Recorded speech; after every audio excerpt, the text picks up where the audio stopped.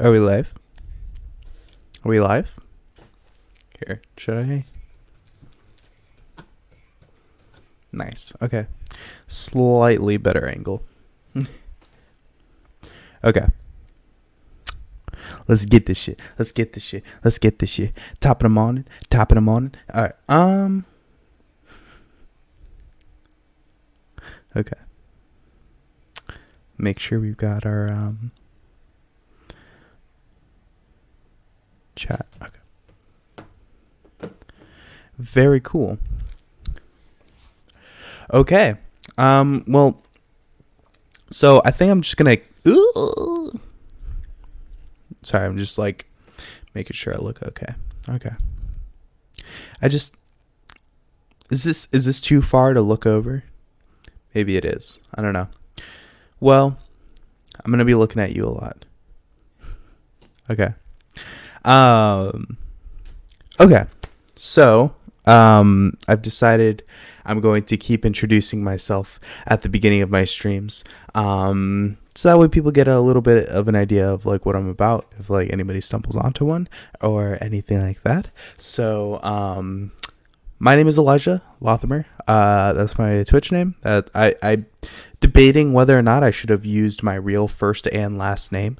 But here we are. So, yeah, that's my name, and film is my game. I love to talk about movies. I love to talk about social issues and some, political issues, but mostly as they tie into the film world. I also love talking to people. I'm hoping to do some interviews here on this channel, or on this, on my Twitch. Personal interviews, just getting to know people, getting to know their life stories and stuff like that. I also play some video games. I'm not like a gamer per se, but I do like video games. I have definitely gotten more into them as this pandemic has, run its course. So I found myself playing a lot more video games. My partner is also a gamer, so they got me into a lot more gaming, I guess, as well. But my main thing is film. So, I'm going to have streams where I essentially just go over, I either talk about movies I've seen recently. I'm going to try and talk about a lot of like newer releases, just because that's what's like hot and happening. And then film news, stuff like that. And maybe we'll go over like trailers or something. I don't really know what Twitch's policy is on like, like watching trailers or like music or anything like that. I'm still very new to this, So, figuring it out. But, today I figured, smart Elijah, take a drink in the middle of a fucking sentence. Okay, today I figured. Oh, hi Kenny. How are you doing today? Today I figured we'd go over some things I wanted to talk about. Specifically regards to Halloween movies. I wanted to go over some of my favorite Halloween movies. Since it is the 1st of October, and I figured that'd be a fun thing to do for the month of October. Is I think I pulled up a list here. That's awesome. I'm glad to hear you're just chilling, vibing and chilling. Yeah. I also figured I'd go over some Oscar predictions. I am somebody who is while I don't think that Oscars hold much value in terms of like a film's value, I get very into Oscar season as in the same way that like somebody who like gets really into sports. So like anytime that like the Oscars are like my Super Bowl, right? So I'm like, I'm like got people I'm rooting for, even if like. So like let's say like if there's an actor who's nominated, I might not think they had the best performance of the year, but I think that I just want them to win because they're my favorite of whoever was nominated or anything like that, or they're just who I have predicted. So I get very invested in Oscar season. I get really competitive about it, and so I like to keep up with nominations and stuff like that. Although, well, not nominations, but like Oscar buzz, right? It's a whole fucking thing. I also saw the latest Venom movie yesterday, and so I'm going to give some thoughts on that. And I saw this movie called, I'm not sure the pronunciation. Titan is what I was calling it for a while. It is a foreign film, but I think it's called Titan. I saw that today. Fucked me up. So we'll talk about that a little later. I wanted to go through some of the other things first because I know that Titan probably isn't something that a ton of people have heard about. Mostly just like people like very heavily in the film scene. It won the Palme d'Or at the Cannes Film Festival, which is like one of, if not the most prestigious award a film can win. But yeah, so that's what I'll be talking about today, I guess.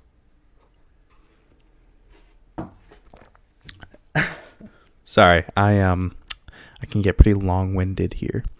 Yeah, no, I'm excited too, Kenny. Thank you. Yeah, I mean, I'll be talking about them here in a little bit. First, we're going to go over Halloween movies. I pulled up a list that way I wouldn't just have to like think of shit on like off the top of my head. So we're gonna see how this list is. I haven't seen it yet, so I'm gonna be like giving my thoughts on some of their takes. Keep in mind, I haven't seen like a lot of Halloween movies, so I just want to see how much I agree with the list. So we'll figure it out. Okay, so. Before I guess I look at the list, Halloween movies to me. For me, a Halloween movie isn't necessarily a horror movie.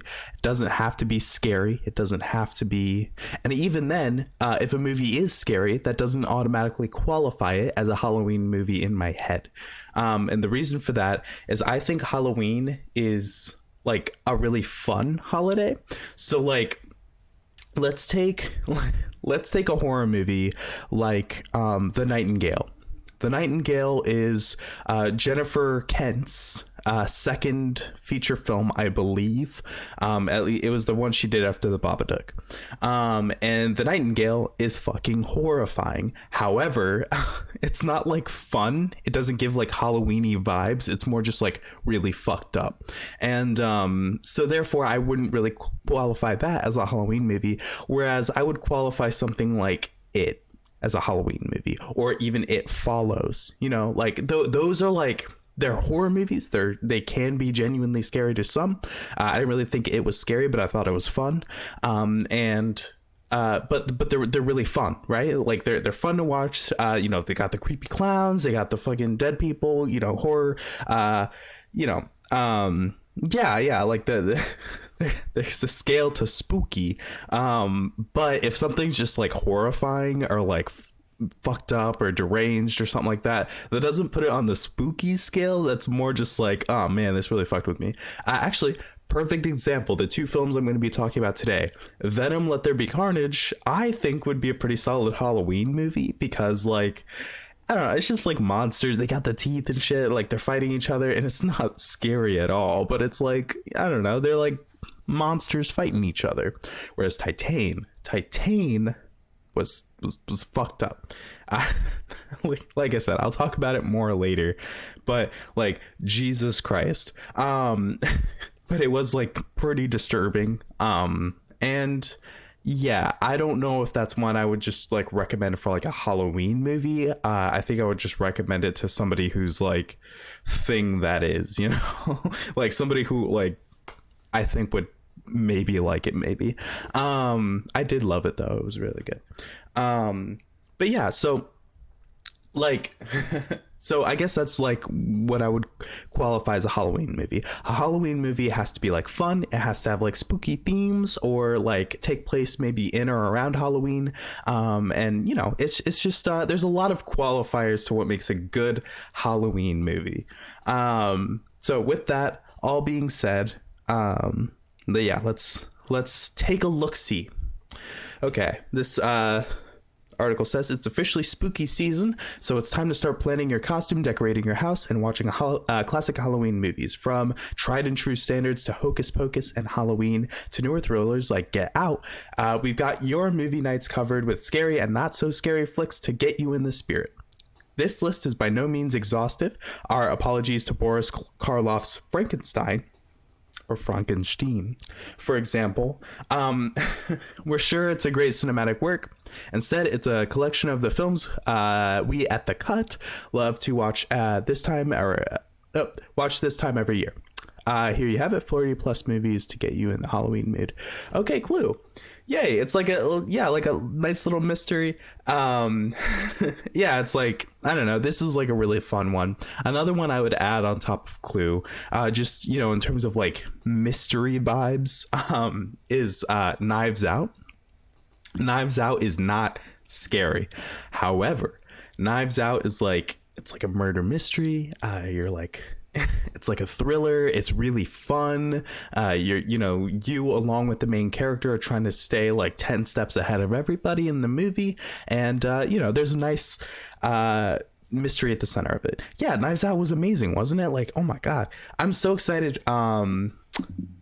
The second one comes out next year. They've got an all-star cast for that as well.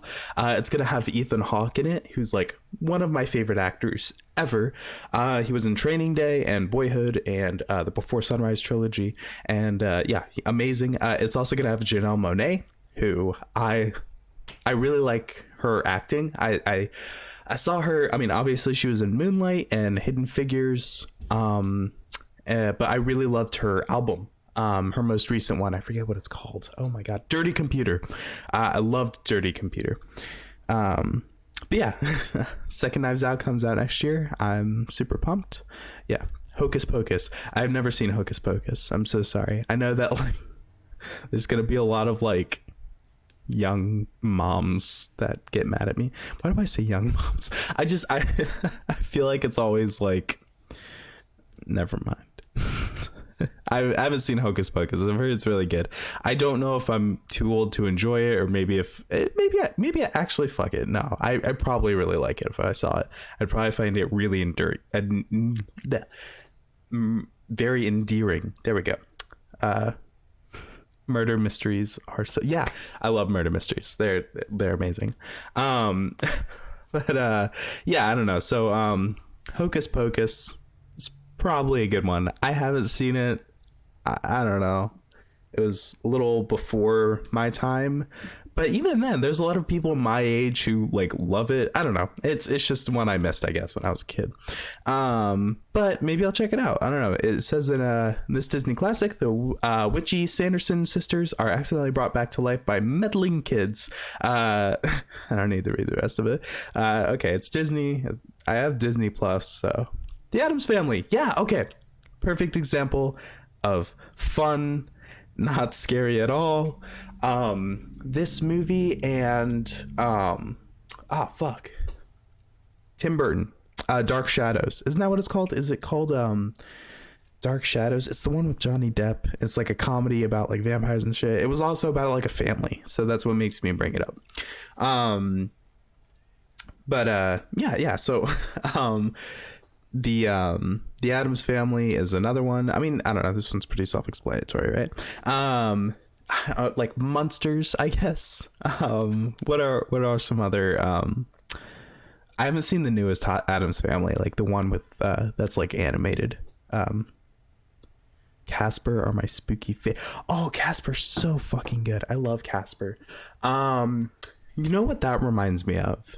I need to watch The Mask with Jim Carrey. I've never seen it before. I don't know. Something about Casper reminded me of The Mask. But I feel like that would also be a really good Halloween movie, just from like knowing the like the imagery behind it. And like, I guess it's like a comic book too, but like, I feel like, I don't know, I keep seeing it on Hulu.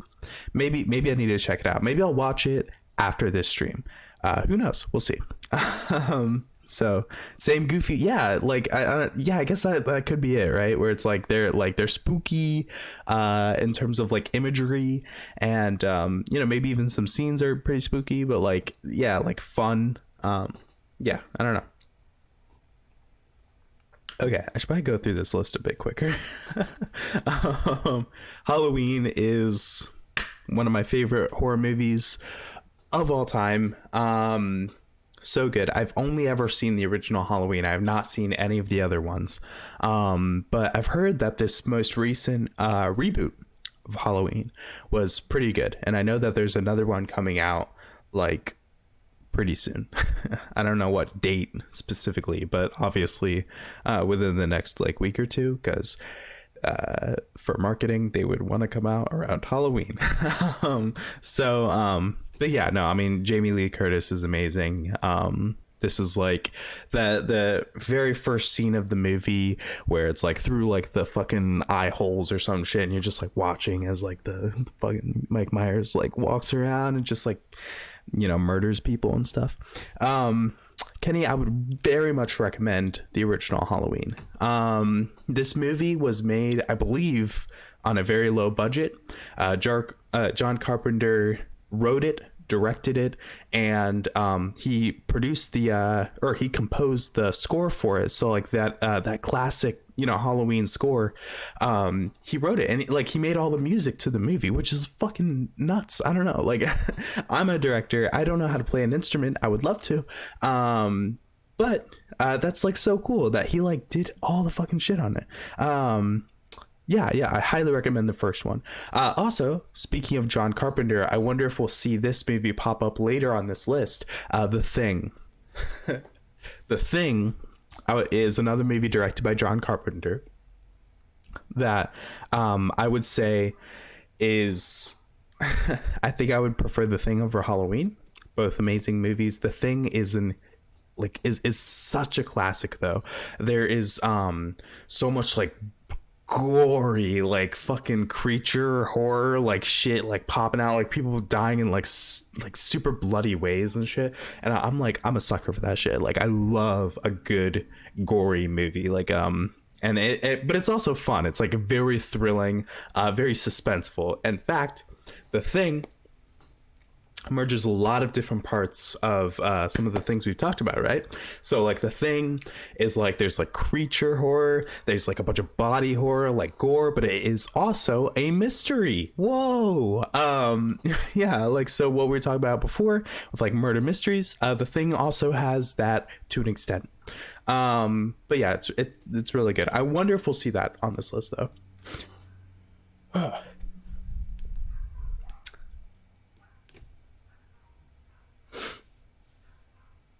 Hot take.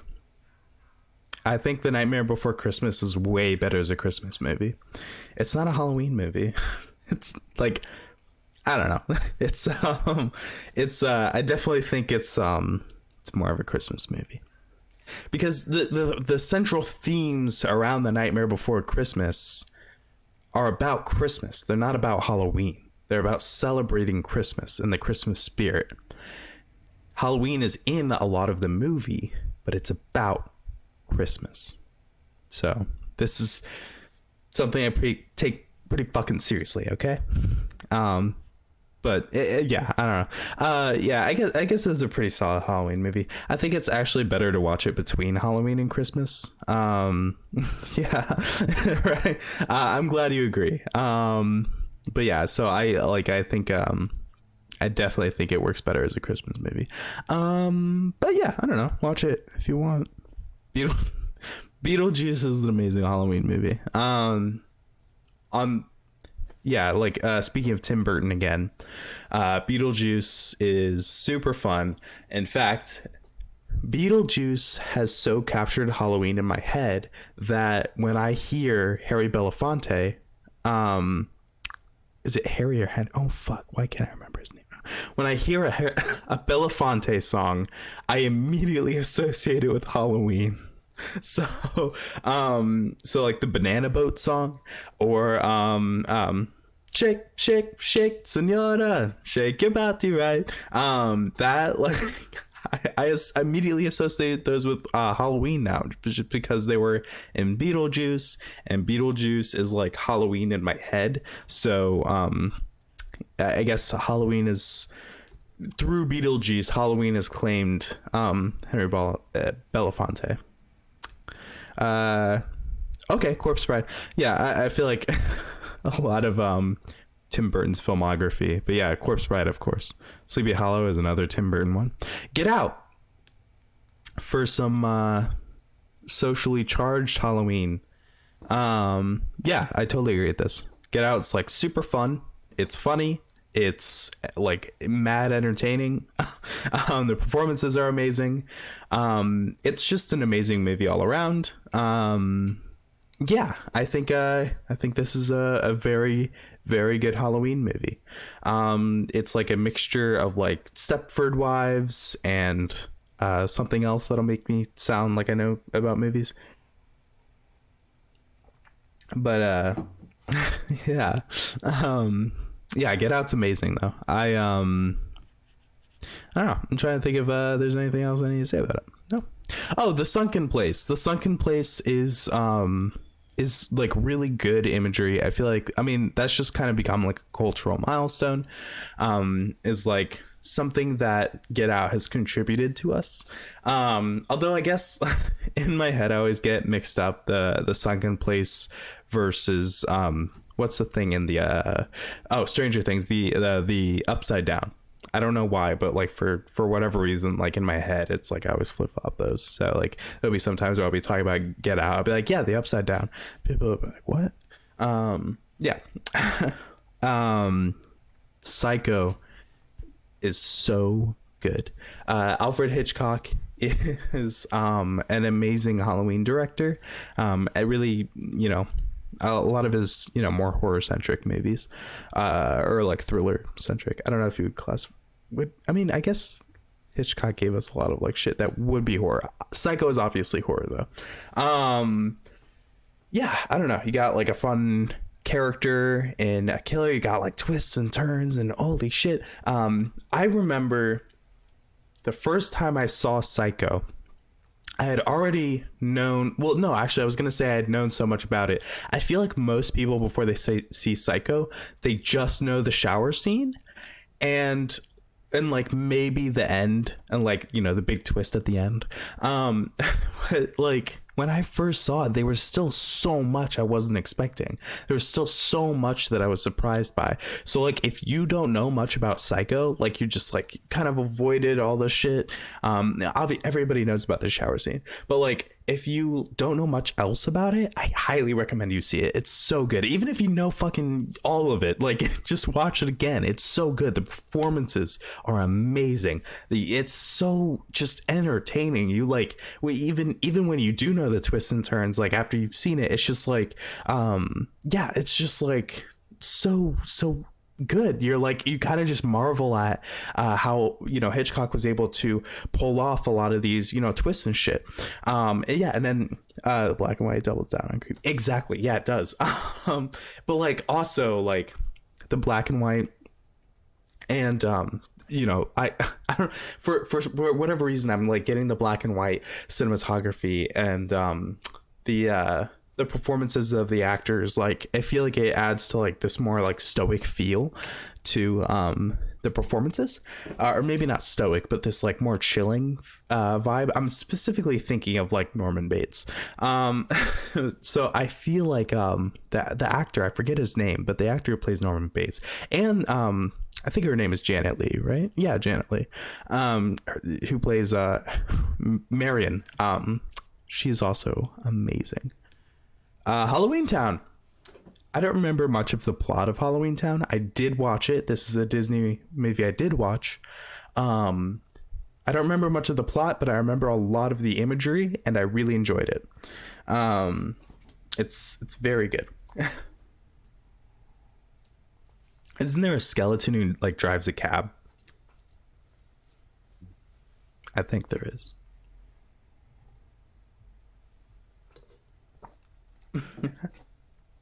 They made like 3 of them, right? 13-year-old Marnie finds out she's a witch and then is tasked with saving the perfectly autumnal Halloween town from the bad thing. It's so funny. Hollywood royalty Debbie Reynolds plays the loving, stylish grandmother in this film, and it's 3 sequels. Okay, so not 3 movies, there's 4, because there's 3 sequels. Math. Kids these days may expect higher production values, but for the DCOM generation, what is DCOM? Am I too young to understand that? Disney Channel original movie. Okay, yeah. I'm a DCOM generation. I remember Jump In. I remember High School Musical. I remember Halloween Town. I remember the Proud Family movie. I remember other shit. Oh, Smart House. I remember all of it. He told Bone jokes. That's so funny. It turned into Harry Potter in the last one? How? I'm really interested. Wait, what? Because of the hat? Did the hat start segregating people? Or was there like different like oh she's a witch. Okay, so she can like I don't know, cast spells, I guess. I don't know. All right, The Haunted Mansion. This was a really good one. I was terrified of Wait, was Christopher Walken in this movie? I feel like it was, right? He had to have been. Oh wait, here I should look up the movie, not Christopher Walken.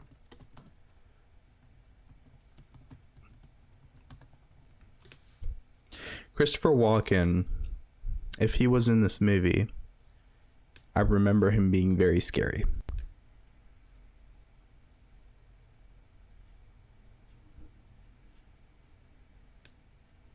No, okay, it was Terrence Stamp. Okay, oh man, I always think it's Christopher Walken in this movie, but it's Terrence Stamp. Terrence Stamp in this movie is fucking terrifying. Let me find a picture of him. Where are you? Yeah, this fucker. Oh my god, dude, this dude was so scary. I hated this guy. Okay, so I always get Terrence Stamp in this movie, and then I always associate it with Christopher Walken and Click, because Christopher Walken and Click, maybe they give similar performances. It's been so long since I've seen The Haunted Mansion, but like they both terrified me as a kid, and I'm just thinking of the part in Click where Christopher Walken goes, "You don't know, I'm the angel of death," or something like that. And Adam Sandler is like freaking out or something. He goes, "No," or I don't know, whatever. But I'm the angel of death. Do you like that Christopher Walken impression?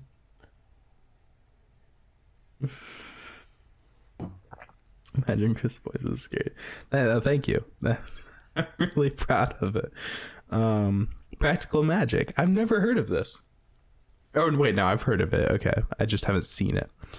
More than anything, this is a movie about the loving friendship between 2 sisters. That said, those sisters are also witches who attempt to use their powers to end their family curse, finding love in killing and unkilling someone in the process. Sandra Bullock and Nicole Kidman, whoa, those are names, epitomize a certain cute 90s girl look with their long hair and flowy skirts. Cool. This is like classic Bullock and Kidman. Was this before Kidman married Tom Cruise? Just curious. I just want to know if she was like known for that at the time. If this was like before that. 98. I think that was probably around the time. Yeah. Okay. I need to watch this. I've never seen it. Practical Magic. I'm sure it's amazing. The Great Pumpkin. Charlie Brown is amazing. I don't know how much to add there. Twitches. What? What's Twitches? What? Okay, this is one I actually haven't. Oh, it's Disney Channel? What? Okay. Your favorite sister duo, Tia and Tamara. Maori play twin witches who must return to their birthplace to save it from impending darkness and meet their birth mom, who happens to be a queen. You know, teen stuff. This movie isn't the most sophisticated, but it's fun. If nothing else, it'll leave you wanting to binge Sister Sister on Netflix. I like. That's a polite way of saying, like, it's a little dumb. Come on, it's a little dumb. But it's good dumb. And you know what else is a little dumb?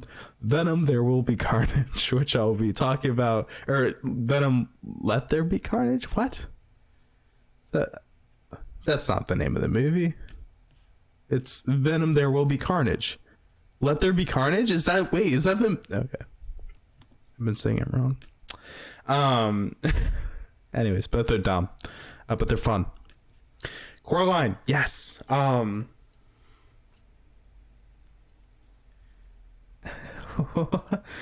really? Twitches terrified you as a kid? Okay, I guess I'll have to watch Twitches. What? It came out in 2005? It was a Disney movie? Twitches. Wow. You know what, seeing the Disney Channel, actually, what this reminds me of, you know another Disney thing that terrified me as a kid? The Halloween episode of Sweet Life of Zack and Cody. That, like, fucked me up. Like, there was like a mirror or something. I was like, oh man, it was like some sort of dead actress or like just some dead girl, and like it was like her ghost in like a mirror or something. Let's see, episode guide. Like, you were watching it today and it wasn't the same. That's sad. Well, maybe I don't know, I might still. Wait, why am I looking through the Zack and Cody? I don't know if I'll be able to find it. The Halloween episode. There's so many fucking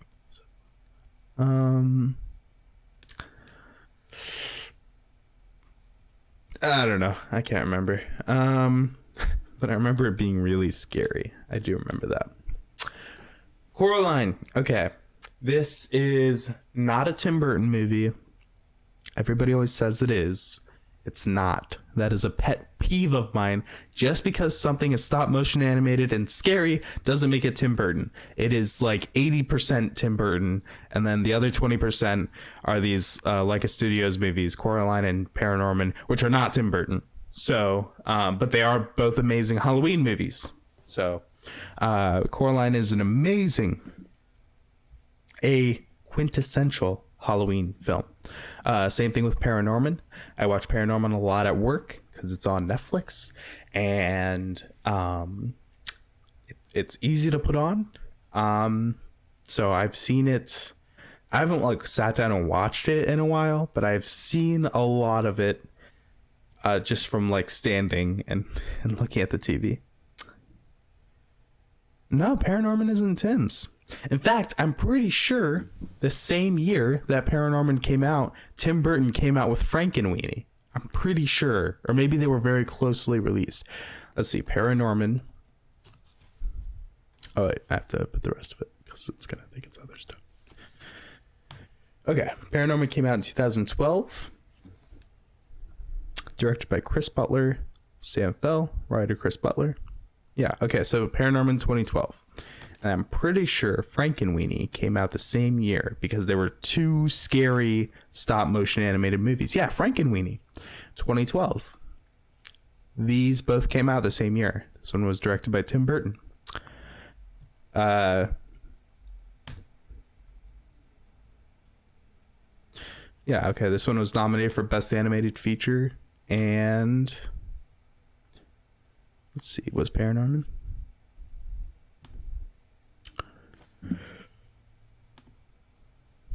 I think it was then. Yeah, Best Animated Feature. Okay, I thought one of them was nominated and one wasn't, and I was gonna see about that. But it looks like they were both nominated at the Oscars for Best Animated Feature. Yeah, I'm glad. Like Monster House. I was definitely going to talk about Monster House. In fact, I was saving that for last because that's probably my favorite Halloween movie. Or wait, I shouldn't say that yet. Maybe there will be like something pop up on a list that I haven't seen in a while. I'm like, oh wait, fuck, no, that's the best Halloween movie. But Monster House is like top like 3 Halloween movies. It's so good. I love it so much. Monster House is like the best. Monster House is not Tim Burton, but Monster House is like Halloween to its like very core. When I think Halloween film, the first thing I think about is Monster House. It's like fun. It's got like kids. It takes place not on Halloween, but like the whole movie is like leading up to Halloween, because like I think the last like I think the last day that happens in the movie is Halloween. Like it ends on it being Halloween. But like, yeah, so like there's like Halloween decorations everywhere. The house is actually scary. Like for me as a kid, Monster House was terrifying. Like it was so good. And yeah, no, like Monster House is like the Halloween movie in my head. I loved it. I also think in this list is going to show like, I think most Halloween movies are like accessible to like kids and like a family, right?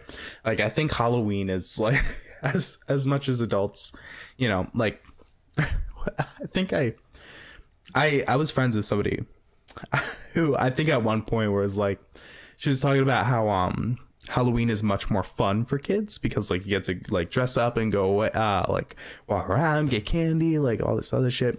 She says Halloween is only fun for adults if you're hot and you drink. Like if you don't really drink and aren't really that hot, Halloween might not be that fun for you.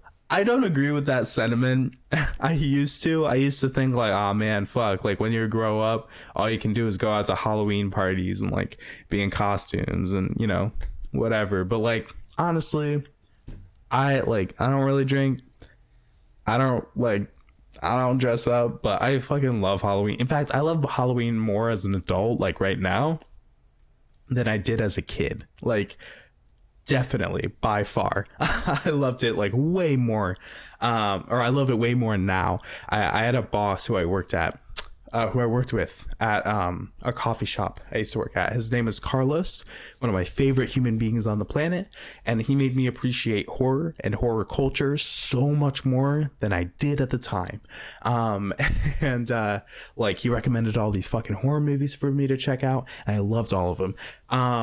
Speaking of which, I had another one I watched because of his recommendation that I think is a great Halloween movie. But anyways, Carlos, he inspired me to my very first feature film that I'm currently in production on now is a horror movie, and that is because of Carlos. He told me I should write a horror movie, and I was like, you know what? Fuck it. I love you so much, Carlos, that I'm going to write a horror movie for you. So that's what I fucking did. I hope he watches it. I think he will.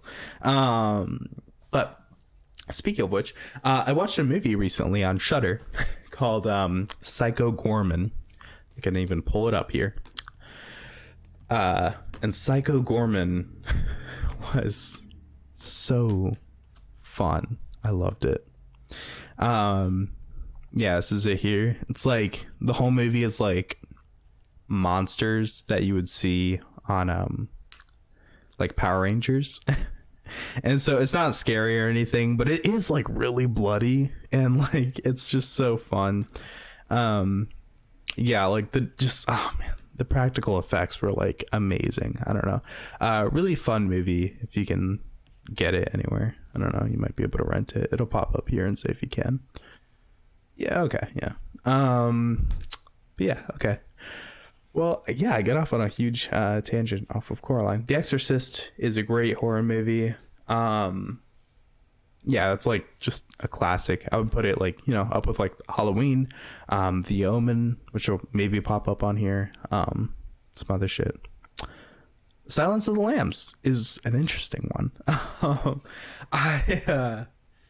I guess I don't really think of Halloween when I think of Silence of the Lambs. I just like, this is one of those where I guess I would categorize it more as like fucked up than like fun, scary. But yeah, Carlos is the homie. Yeah, no, yeah. No, yeah, it's yeah. I think I do. I remember bringing up Psycho Goreman at the old job. It was really fun. Yeah, Silence of the I don't know, could be a good Halloween movie. Yeah, I agree. I mean, it's an amazing film. It's one of the greatest films ever made. I think it's very interesting. I guess Hannibal Lecter is like kind of like one of the quintessential like, you know, just like characters in like horror media, right? Where it's like he's like a serial killer who like eats people, or I mean he's a cannibal, I guess.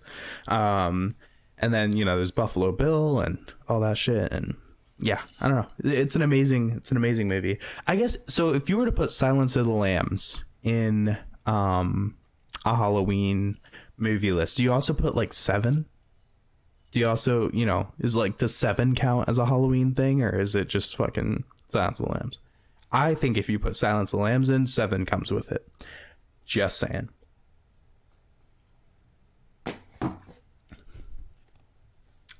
The Village. This is an M. Night Shyamalan, right? Yeah. I haven't seen this one.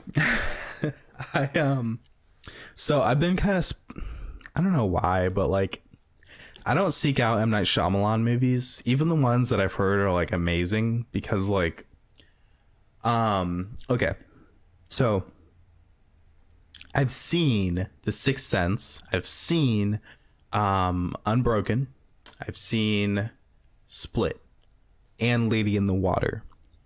And all of those were pretty decent. Split was really good. Sixth Sense was amazing. Like amazing. That probably should be on your Halloween watch list. And then Lady in the Water was like okay. And then Unbroken I thought was cool. I don't know. I definitely am not as like in love with it as like most people seem to be, so I definitely have the unpopular opinion there, but my opinion remains unbroken. I haven't seen the Village. I've heard it's good. I've heard it's really good. I don't know why. I think it's just like all the bad press he's gotten, like like bad reviews he's gotten on his movies. I feel like it's like kind of gone back and like ruined even the movies I have heard are good. I just like don't seek them out. Yeah, not much. Yeah, right. Oh man. Yeah, I never saw the Avatar movie, but I know that a ton of people were super disappointed by it. Then again though, I haven't really watched through the show. Luna, my partner, tried to get me on it. And I've watched like the first 5 episodes. I thought they were amazing. I thought it was really good television. I need to watch the rest. I keep telling them that I'm going to, but I haven't. So Avatar is something I need to catch up on. Sorry if I just like blasted that. It is an amazing Halloween movie. I think I said this earlier. I don't think it's that scary. I really don't. But except for I think that first scene with like, hello Georgie, like, you know, like that scene. I think that scene is pretty like just like good. Oh man, like very good, like creepy level, like scary. I don't know, that scene was scary. The rest of it's like a fun adventure. I was kind of disappointed when I saw it in the theater, but like when I saw it in the theater, I was like, damn, this isn't even that scary. But later on, you know, I've come to appreciate it and on a different level. I think it was because I had kept hearing, one of the things I don't like about stuff like this is this also happened with Hereditary. And I'm not somebody I am not somebody who gets scared by movies easily. It needs to be pretty dark, pretty fucked up for it to like have an effect on me. Actually, I get really scared by video games though, so somebody could be like no emotion playing through a horror game, like acting like it's fucking nothing. I'm a big baby when it comes to horror games. I get scared so easily. So if you want to actually scare me and like see me like disturbed, a horror game, so like Resident Evil, like fucked me up. But it's a fun movie. Yeah, I would say it's just really fun. It's, you know, it's just something to watch if you're, you know, if you're feeling in like a Halloween mood and you don't really want to watch like a kids movie, but like you're down to watch a movie about kids that's like got blood and shit in it. I don't know, it's really good. I liked it. It Follows, if you haven't seen It Follows, whenever I think It Follows. It Follows is an amazing. I would put that probably above It. So like if you're gonna watch either of those two, highly recommend It Follows. It Follows is another like it has the music of Halloween too. Like on the complete opposite end of Harry Belafonte. It Follows has like that like 80s, you know, synth music, and you know, it's really good. And it's kind of like a reference to like Halloween, like Michael Myers, in terms of like the villain of the movie and how they walk and stuff like that. 1408. I haven't seen it. Depressed writer checks into a hotel room that doesn't want him to check out. This one leads more into psychological scares than blood and gore. You won't be able to look away from the screen. This sounds really interesting. 1408. Okay. I'll check that out. This list is giving me some good movies to check out. Sixth Sense, I talked about that. Casper, I mean, yeah, like, come on now. Yeah, like, I don't know. I don't know if I have anything to add to this other than like Casper is just great, right? House on Haunted Hill. This is not The Haunting of Hill House. Another great Halloween. Well, yeah, I would recommend it as a Halloween show. It would just take a while to watch, but right, yeah. that movie did sound really good. 1408 sounded fucking dope. I haven't seen it. I haven't heard about it. And A Tale Worthy of Agatha Christie. A group of this is for House on Haunted Hill. A group of dinner guests visits an asylum and must make it through the evening's events alive in order to win $1 million prize. FWIW, $1 million in 1999 would be 1.6 million today, but is that really enough to risk your neck? This reminds me of okay, another Halloween movie to add to your list is Ready or Not. That's another one where it revolves around a game. Oopsies. Yeah, Ready or Not, the ultimate game of hide and seek. So I'd recommend that. The Bride is something. I remember the imagery of the movie, and like the movie like really pushing for like the bride in the film to be like its own Halloween costume. CG was sent here for its time in Casper. Oh, for sure, yeah. Yeah, it's like a little dated, but I feel like it's dated in like an endearing way. It's pretty cool. I don't know. Yeah, Ready or Not is something I would recommend. Crimson Peak, haven't seen it. I know it's Del Toro. I loved the Hellboy movies that he did, and then Shape of Water was pretty cool. Really looking forward to, and maybe this will become a new Halloween classic, Nightmare Alley, later this year with Bradley Cooper, Willem Dafoe, Toni Collette, and Cate Blanchett, all amazing actors, Rooney Mara, and that I think that will probably become a Halloween classic. Yeah, I need to watch Crimson Peak. I love his visuals. I always love his visuals. He directs beautiful movies. I have seen like bits and parts of this movie, like certain scenes, and like yeah, it's amazing to look at. Nightmare on Elm Street is a classic.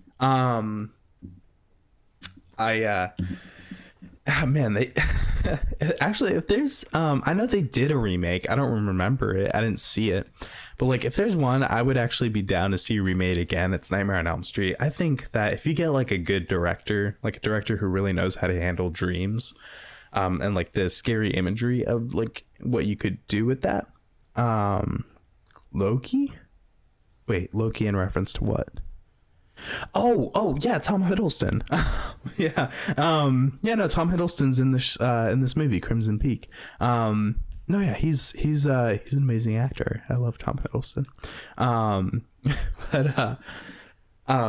Yeah, I feel like you could get like a really cool director to remake a Nightmare on Elm Street. This is a movie I would honestly be super down to see like a modern interpretation of. The original is amazing. You got Johnny Depp, you got others.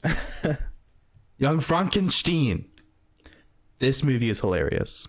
This easily like, oh man, one of the I saw it in theaters for my first time with like a group of people. like a crowded theater. And this was maybe like 2 or 3 years ago. And like, honestly, one of the most fun theater going experiences I've ever had, because it was like a theater full of people who like love the movie and like grew up with the movie and like think it's like hilarious. And it was my first time ever seeing it. I didn't really know much about it other than Gene Wilder was in it, and I love Gene Wilder from Willy Wonka prior to seeing this.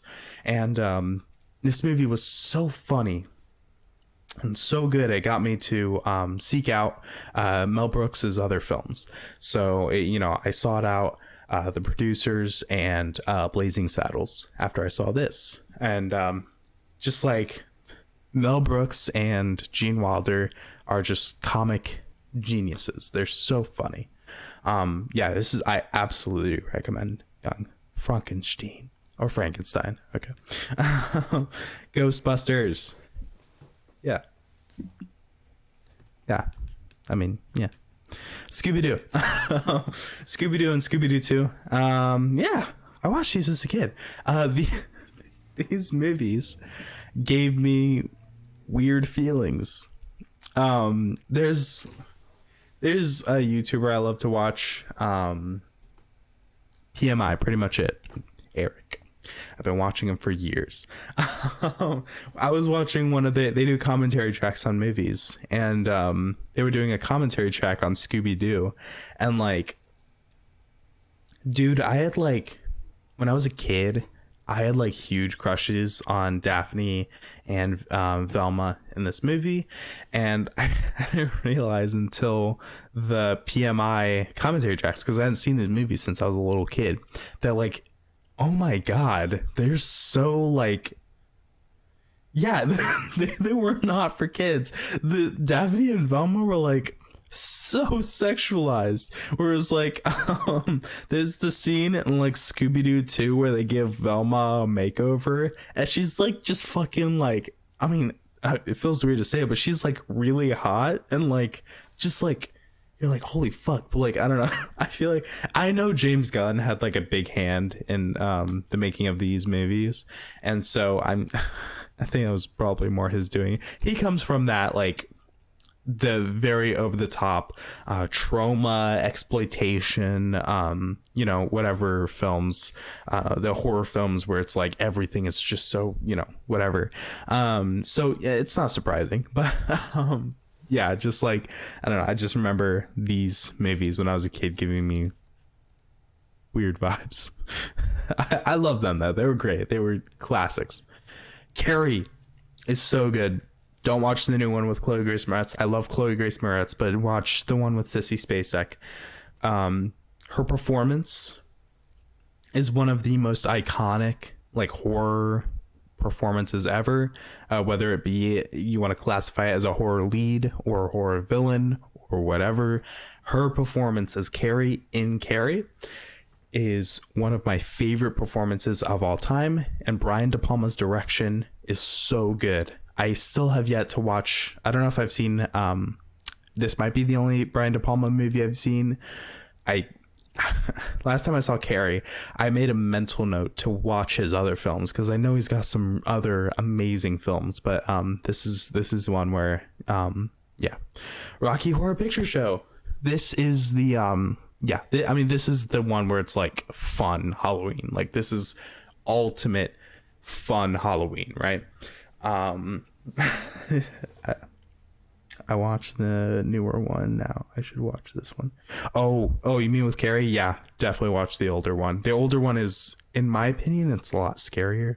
And I think that is in large part due to Sissy Spacek's performance.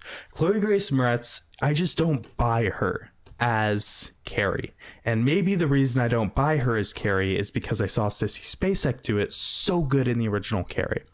Like, Sissy Spacek really pulls off that like sheltered, like she's not homeschooled, but like she feels like she's homeschooled, like that, like very like overly Christian, overly like innocent, doesn't know anything about her fucking body or about like just life and like how people work, and incredibly shy. Like, she pulls off that like antisocial weirdo essentially so well that like watching Chloe Grace Moretz do it is like watching like the like the most popular cheerleader in your high school trying to play that role. It's like, dude, you don't like, you can't even touch it. Like you can't get into that headspace.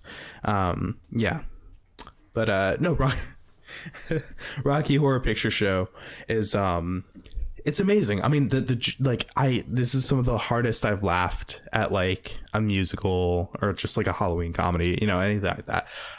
It's so funny. The songs are amazing. The performances are hilarious. I mean, you know, Frankenfurter. Why am I forgetting the actor's name? Oh my god, I forget. But whoever plays Frankenfurter is hilarious. But yeah, this is like, okay, so maybe like Rocky Horror, like I said earlier, I'm gonna see one that's gonna like bring it back. So I would say Rocky Horror Picture Show, then Monster House as like the quintessential, and then maybe Beetlejuice. Okay, so Rocky Horror, Monster House, Beetlejuice as like my quintessential like Halloween films. Okay, let's speed this up. Jumanji, I don't really think I don't associate it with Halloween, but sure, yeah, you can do that. Goosebumps, yeah, I really like the wait, no, I didn't see this one. I'm thinking of A House with a Clock in Its Walls. I say that because I got those mixed up because they both have Jack Black. A House with a Clock in Its Goosebumps could be good, but A House with a Clock in Its Walls was really good. That's another like amazing Halloween movie. It's like a scary movie for kids, and it has Jack Black, and he's giving a really fun performance. Really fun. Scream, yeah. The Witches, haven't seen it.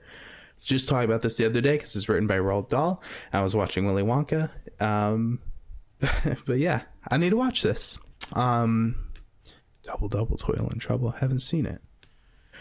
More Creepy Twins. Just kidding. Mary-Kate and Ashley Olsen. Oh, okay. It's a Mary-Kate and Ashley movie. Cool. So this was like before they were teenagers and making like teen romantic comedies. This is when they were kids. Awesome. Yeah, maybe I'll check it out. Twilight. Cool. Yeah.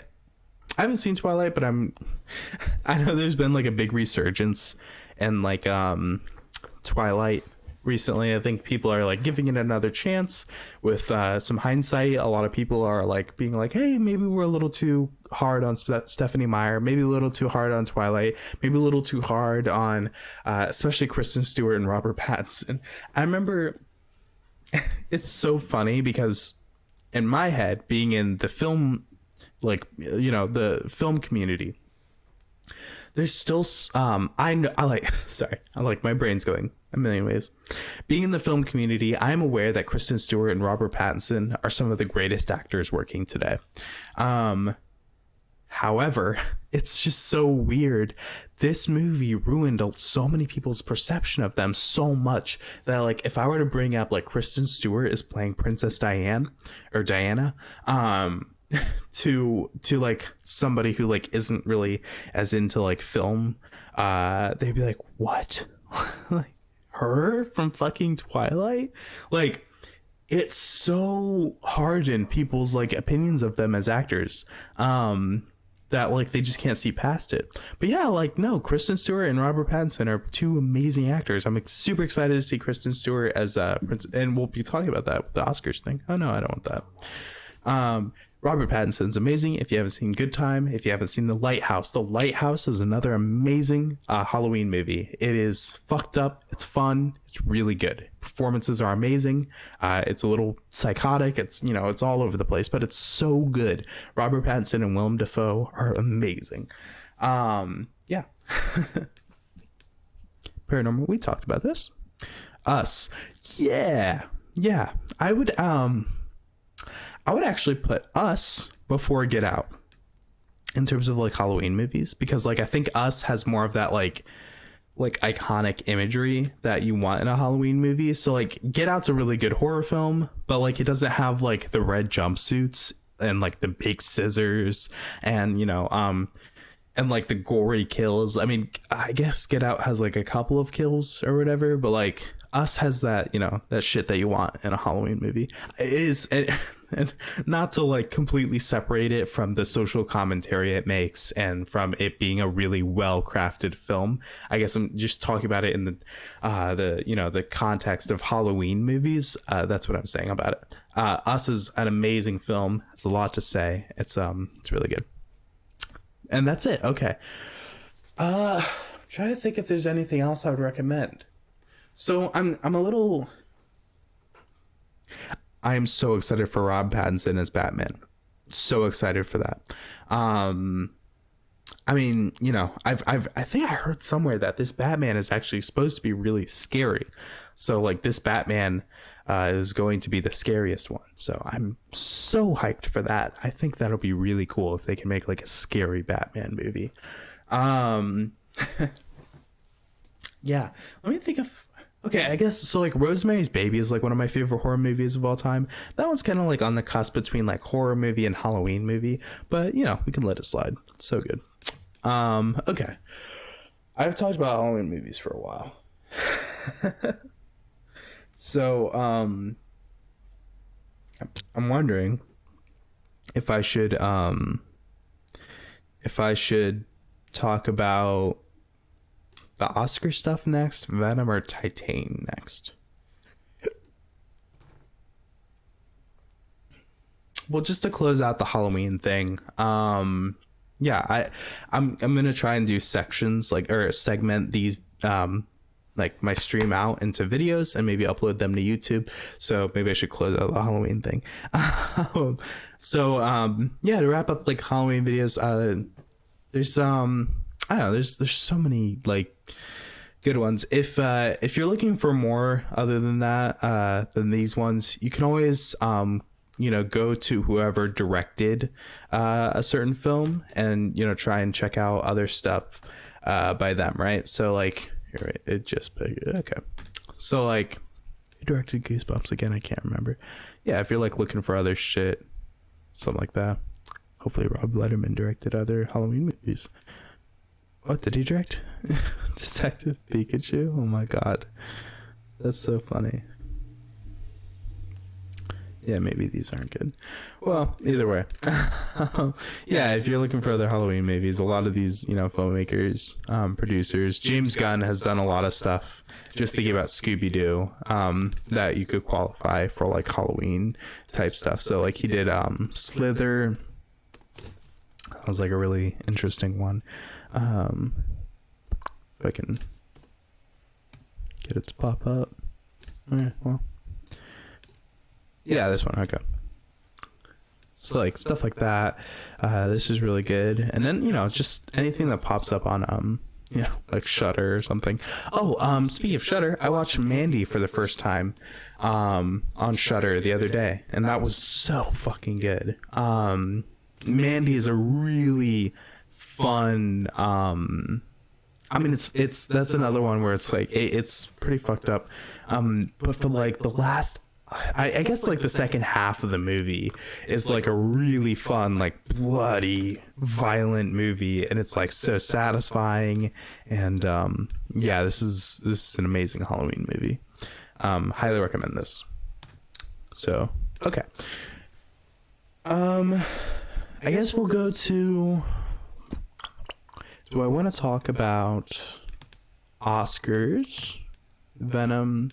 Oh wait, thank you for watching. Okay, Oscars, Venom, I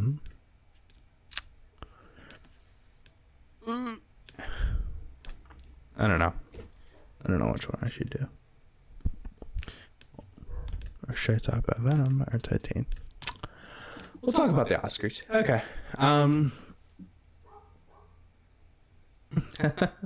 Hi YouTube.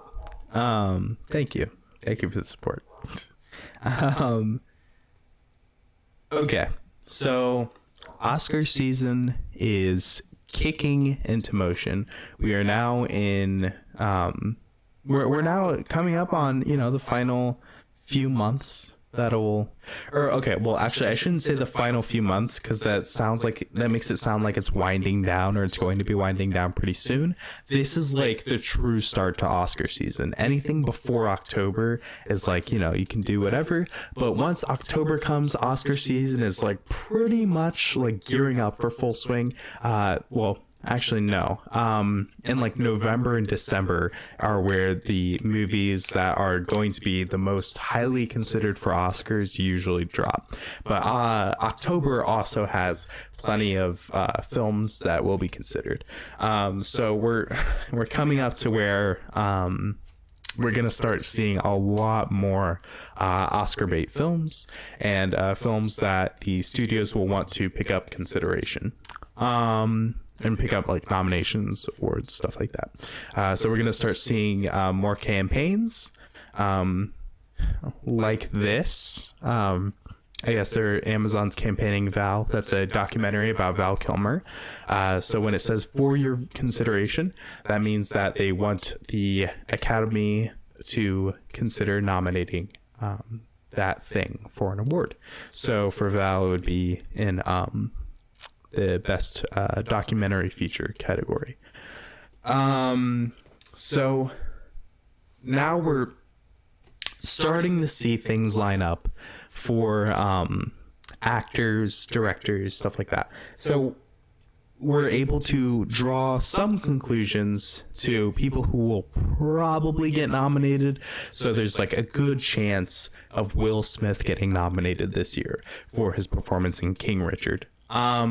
But one of my favorite things with Oscar predictions is just like talking about it, drawing comparisons to past Oscars and, stuff like that. And so it's really fun to speculate. This is like my version of being on like Sports Center and seeing like what linebacker is going to get picked up by which team, right? It's like who's going to get nominated for an Oscar, who's campaigning is doing really well, who's kind of falling off, stuff like that. So we're gonna talk about that. So first category we're gonna talk about: Oscars predictions, Best Picture. Nomination of films, I believe is like, I want to say it's like a ranking system or something.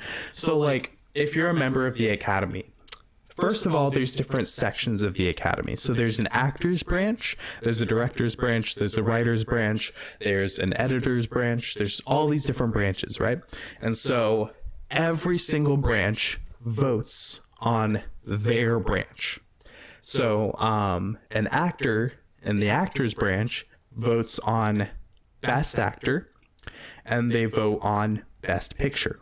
Every branch votes on Best Picture. That is something that everybody in the Academy votes on. And then everybody within the branch of whatever they're in, they nominate the actors, or like actors nominate actors, or well, sorry, let me revise this a little bit. I believe other people besides actors can nominate actors, but like say something like costume designers. Usually that's like a costume designer thing, right? Is like you nominate those, or the documentary feature. Usually it's the documentarian branch that nominates the documentary features. So different branches will essentially, if you're a member of the Academy, you are given a list of, so let's say I'm an actor in the Academy, right? I'm Emma Stone.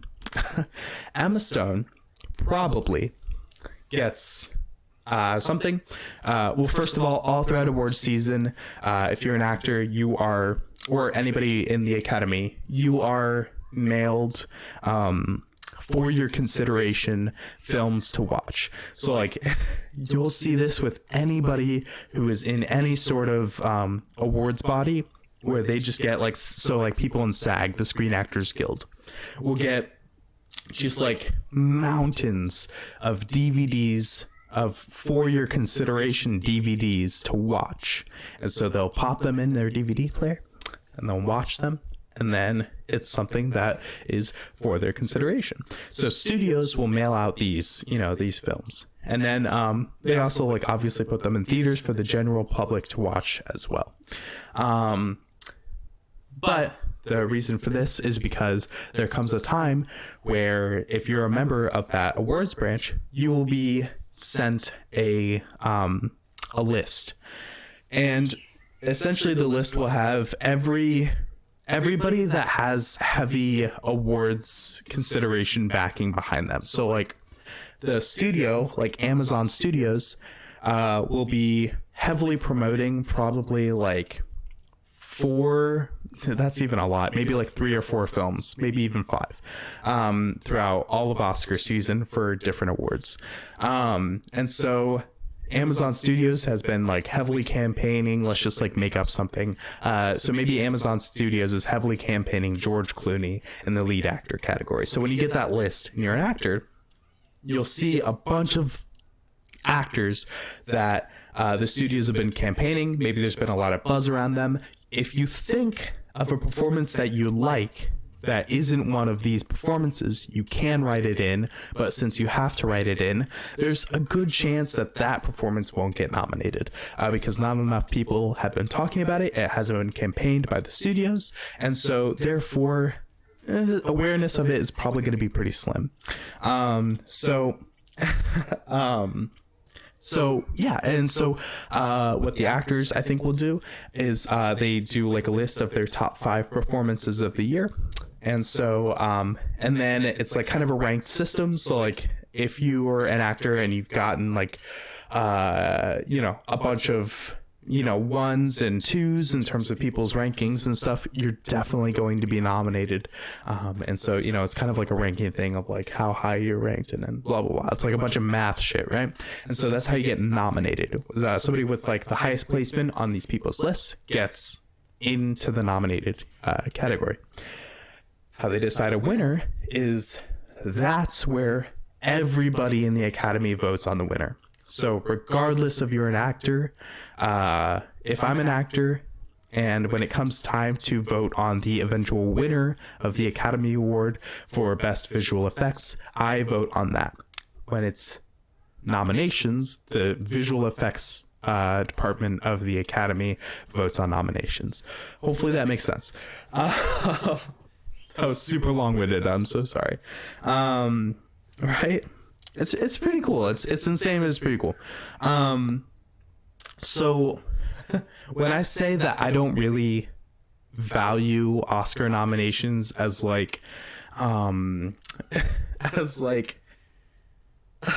don't think an Oscar really says much about your film or anything like that because there's so much politics, like there's so much campaigning, there's so much stuff that a studio has to do to get nominated. The Oscars aren't actually deciding on like what they think the best thing of the year is, right? They will say that. That's like on paper what the purpose is. But you see like actors win Oscars all the time where it's like they clearly didn't give the best performance of the year out of all the performances of that year. You see actors win career Oscars is what they're called. It's where, somebody has been like Academy favorite for a while, but they just never won an Oscar. And so, this is the year, I don't know, we have other actors that we could give it to, but this person gave a pretty decent performance this year, and so we want to give them an Oscar. So, hey, Al Pacino, you get an Oscar.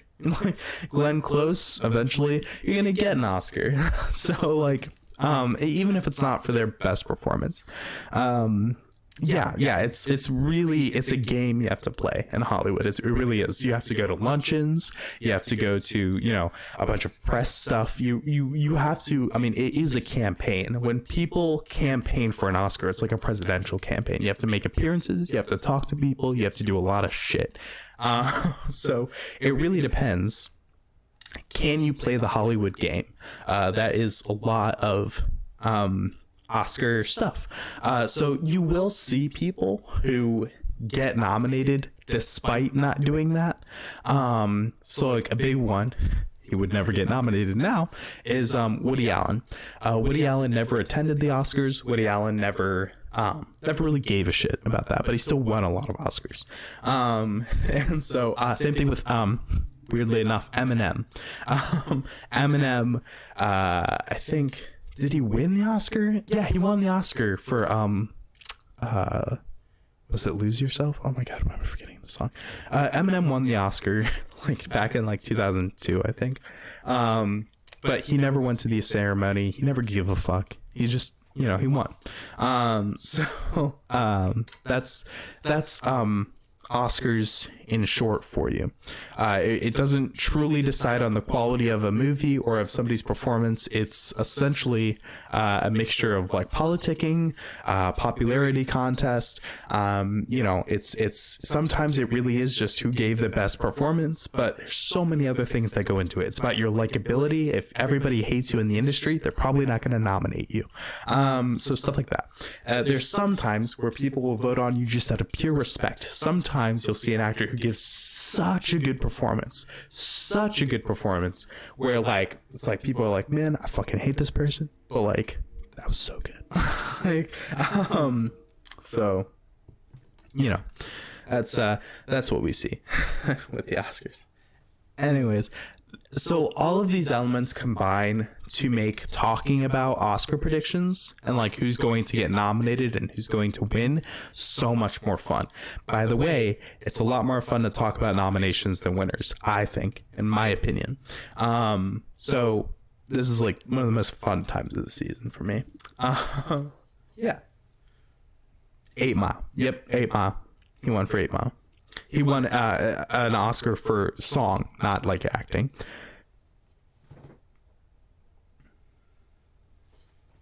Yeah, it was really cool. Oh my gosh. Sorry, I just talked for a while. So,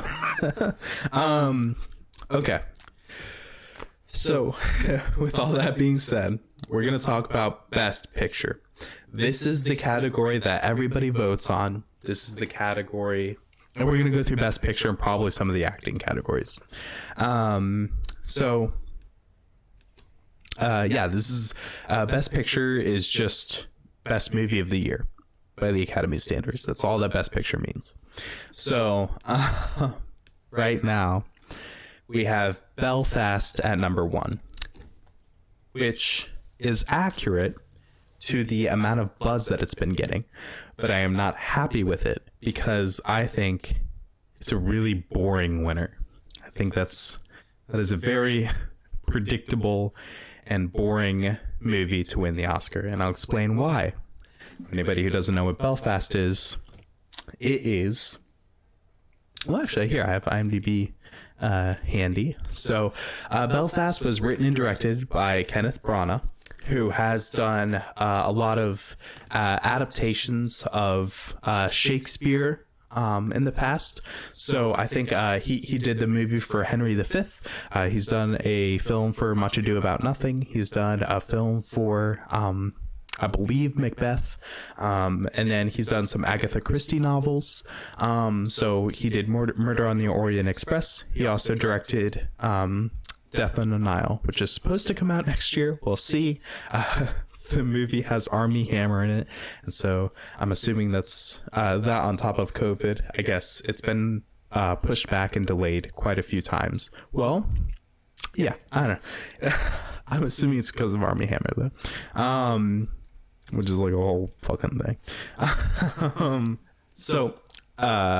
Anyways, that's a little background on writer-director Kenneth Branagh. He's very interested in, in like kind of classic literature. He also directed like Thor, though, so whatever. So this is a movie about his own childhood. The description is a young boy and his working class family experienced the tumultuous late 1960s. And so this is this is about Kenneth Branagh's childhood, and it's about his growing love of film, and it's about a lot of things. It's black and white, it's British, it's all kinds of good. So I've heard. I haven't seen it. It hasn't come out to wide release yet. It's only been to festivals. But stars Jamie Dornan, Catriona Balfe, Judi Dench, Kieran Hines. Jamie Dornan, notable for his role in 50 Shades of Grey as Mr. Grey or Christian Grey. Katrina Balfe, I don't know what she's been in. I've seen this face before. She was in Ford v Ferrari, I guess. Yeah, okay. So these people are getting a lot of buzz. This movie's been getting a lot of buzz. I've heard it's a very big crowd pleaser. Makes a lot of people who watch it very happy. And so Hollywood loves black and white films. Hollywood loves films about childhood, coming of age stories, specifically if it's the childhood of the person making the film. And then they love films about film, and specifically love for film. So that is all of that in a movie. Belfast is like the ultimate Oscar bait movie. And that's why I say that it would be a little bit boring if it won, because it's just so predictable. I'm looking forward to seeing the movie. I'm sure I'll like it. It's a British movie, which, nothing against British films. It's just like one of those things where it's like, oh yeah.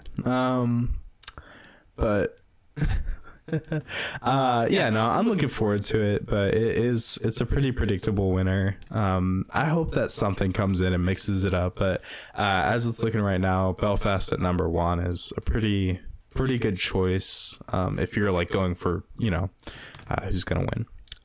Number 2 is The Power of the Dog. So this film, we can pull it up, is I've been hearing some comparisons to There Will Be Blood, which is a really, really great comparison. In terms of like There Will Be Blood was an amazing film. Daniel Day-Lewis gave us one of the greatest performances ever in that movie, in my opinion. And so I've heard that this movie is similar in terms of like how they shoot the American West.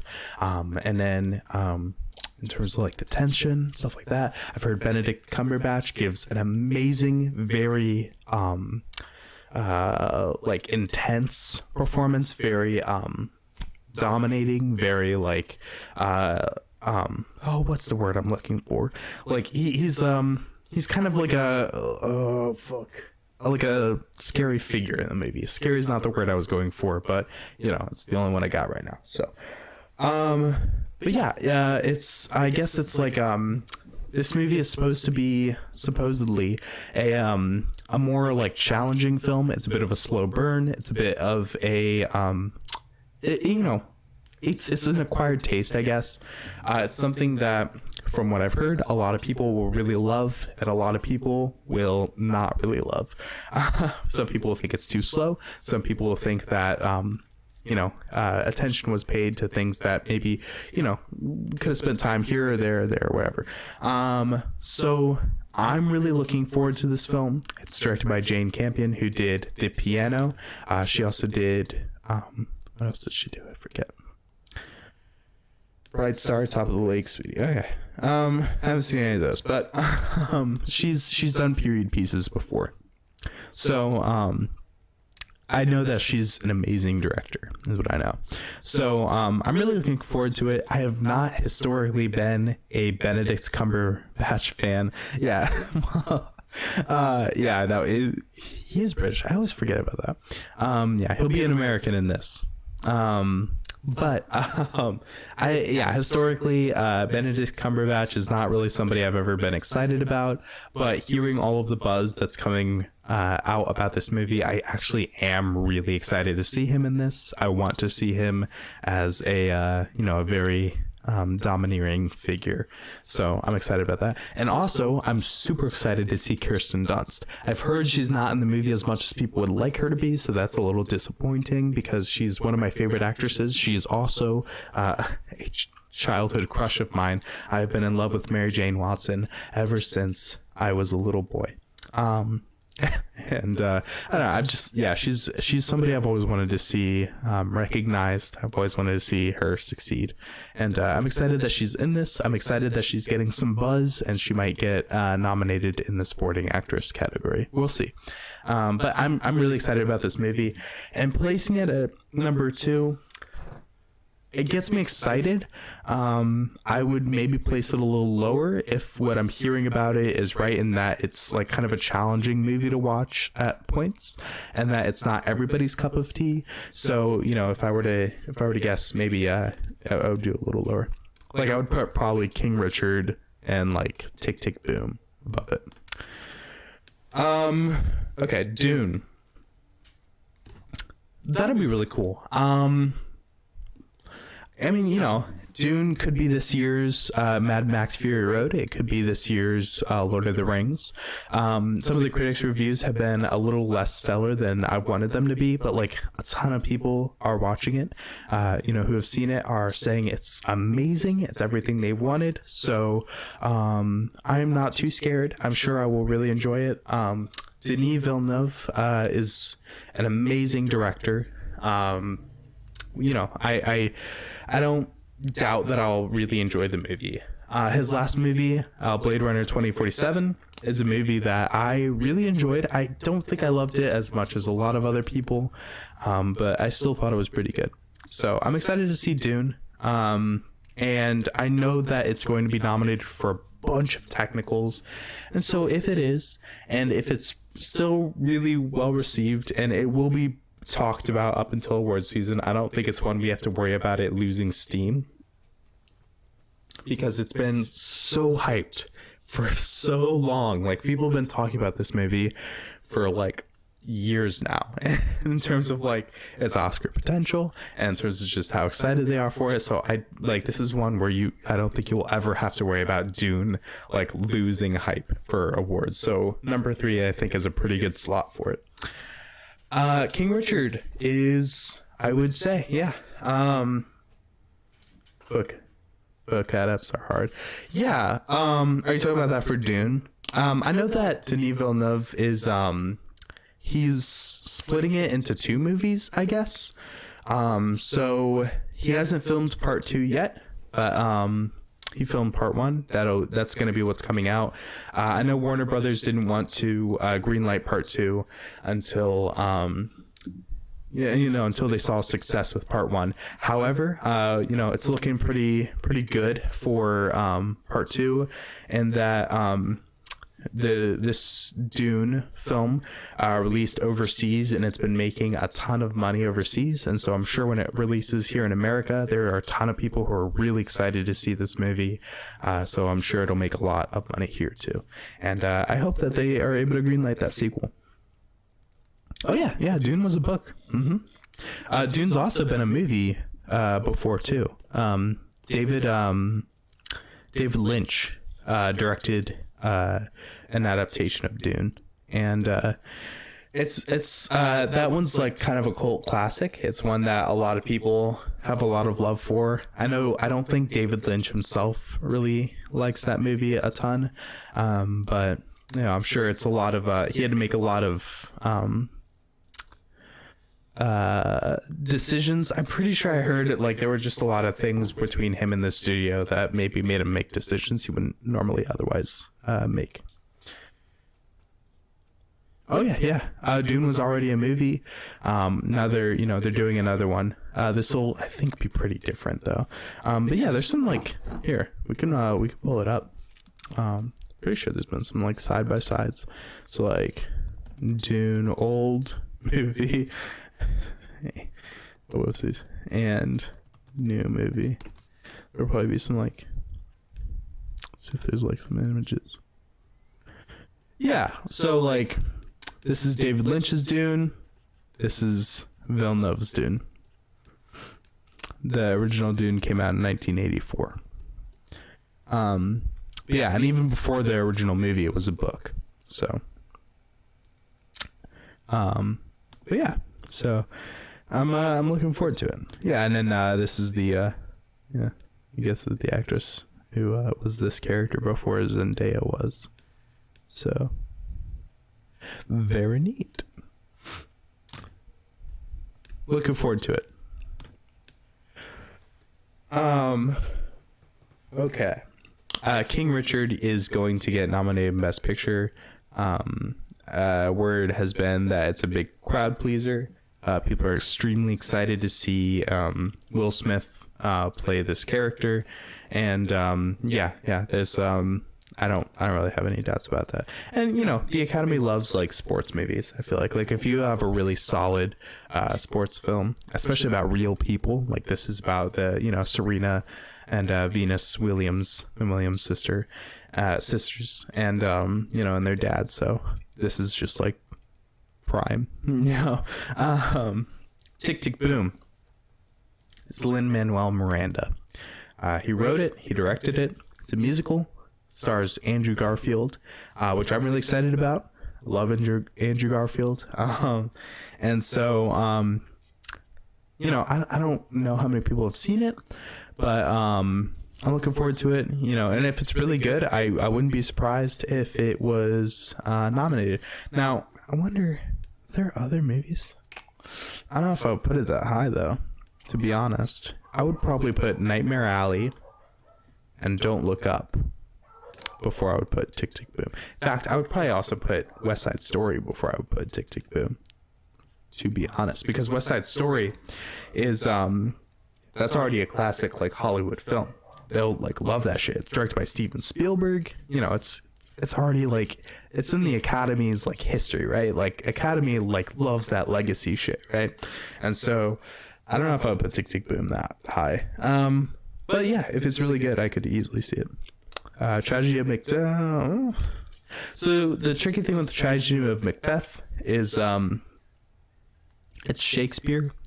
I don't do very well with Shakespeare. A lot of people don't do very well with Shakespeare. The imagery looks amazing. I think this movie is like perfect for Andrew Garfield is going to be in a musical. He's going to be in the lead in Tick Tick Boom, in a Lin-Manuel Miranda musical, which is going to be really cool. I think Spielberg's West Side Story is going to be a really big movie. I'm looking forward to it. I think it'll be cool. We'll see. But yeah, so with Tragedy of Macbeth, I think there's I don't know. I just feel like it might be a little challenging. I'm just not sure how ready for Shakespeare everybody is. However, yeah, like I said, the costumes, the set deck, the cinematography, all of that looks amazing. So I wouldn't be surprised if it picked up a lot of technicals, or picked up nominations on a lot of technicals. I don't think it's guaranteed to win.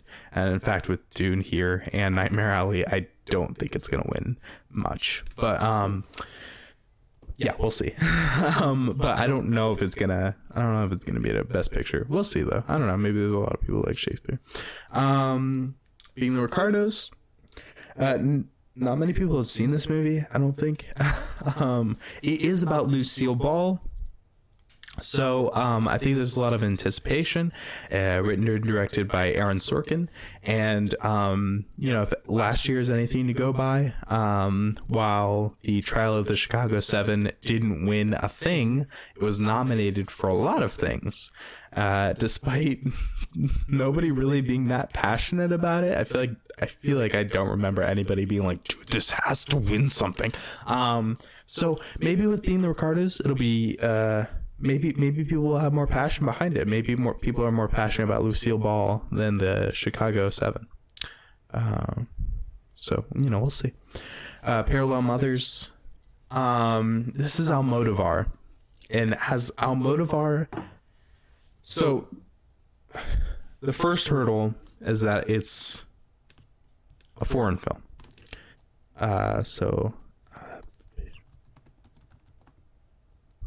Yeah. Okay. So I'm wondering if he ever been nominated for Best Picture? Because if he hasn't, I don't know if this is gonna be it. I mean, we'll see. I've heard good things about this movie, but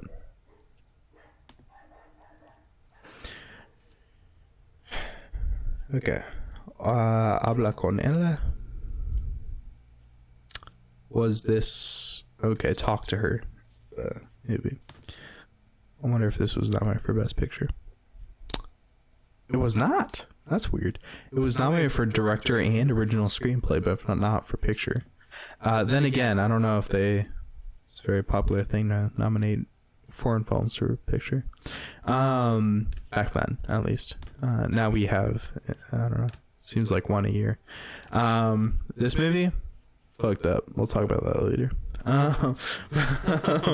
So yeah, I don't think Pain and Glory was nominated for picture. Was Julieta or Julieta? Let's see. No, I don't think it was nominated for anything at all. Sorry about that. Let's go to his biggest one. Women on the Verge of a Nervous Breakdown. Nominated for 1 Oscar. Let's see what it was nominated for. Foreign language film, yeah. So I don't think Parallel Mothers is going to be nominated for Best Picture. Maybe. I guess, what's the plot of it? Is it maybe if it's a bit more accessible? Maybe, I don't know. I love this poster, by the way. I love all the colors in Almodovar's movies, though. They're just so pretty. This poster is fucking beautiful, though. Look at that. I would hang that up. I wouldn't even have to see the movie. I could just get rid of this. That's a really good looking poster. If there was an Oscar for best poster, Parallel Mothers wins. That's my opinion.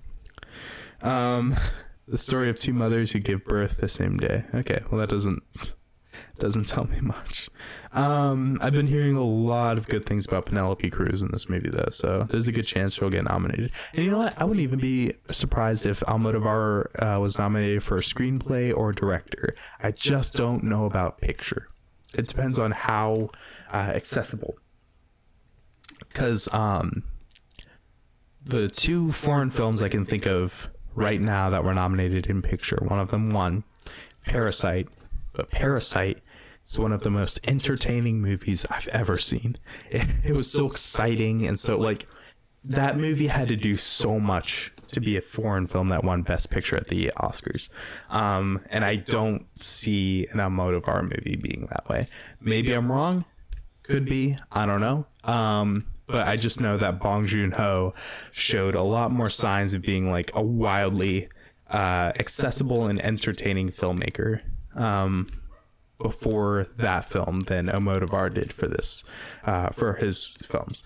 In fact, I think Almodovar can be a really challenging filmmaker. I thought Pain and Glory, I ended up nodding off a lot during that movie. It was very slow. And, I liked it enough. And The Skin I Live In, the other Almodovar movie, was so challenging. It fucked me up. It was really, I would put that at Titan levels. Although probably even worse, though. So I don't know if Parallel Mothers is getting a Best Picture nomination. He's just a weird filmmaker. He's a big weirdo, okay? Yeah, right? Yeah. That poster was cool. I liked it. Okay, come on. That is a film by Mike Mills. Mike Mills has been nominated for Best Writing for, I think, Original Screenplay. Not Mike White. Mike Mills. I love Mike White, though. Let's see. Nominated for 1 Oscar. Okay, yep, Original Screenplay for 20th Century Women. Yeah. So I thought Beginner, or was it just Christopher Plummer? Thought it. Did he just win? Oh wait, no, I don't want. Fuck. No. Okay. I just want to see if it won shit. Okay, I guess Christopher Plummer won an Oscar for Beginners. I thought it was nominated for other stuff. Yeah, so Mike Mills made a movie with Joaquin Phoenix where Joaquin Phoenix goes around interviewing people. There's a little kid. Apparently both Joaquin and the kid have been getting really great reviews in terms of their performances. This movie might be a little too small, a little too indie to get a Best Picture nomination. However, just on a personal level, I'm really looking forward to it.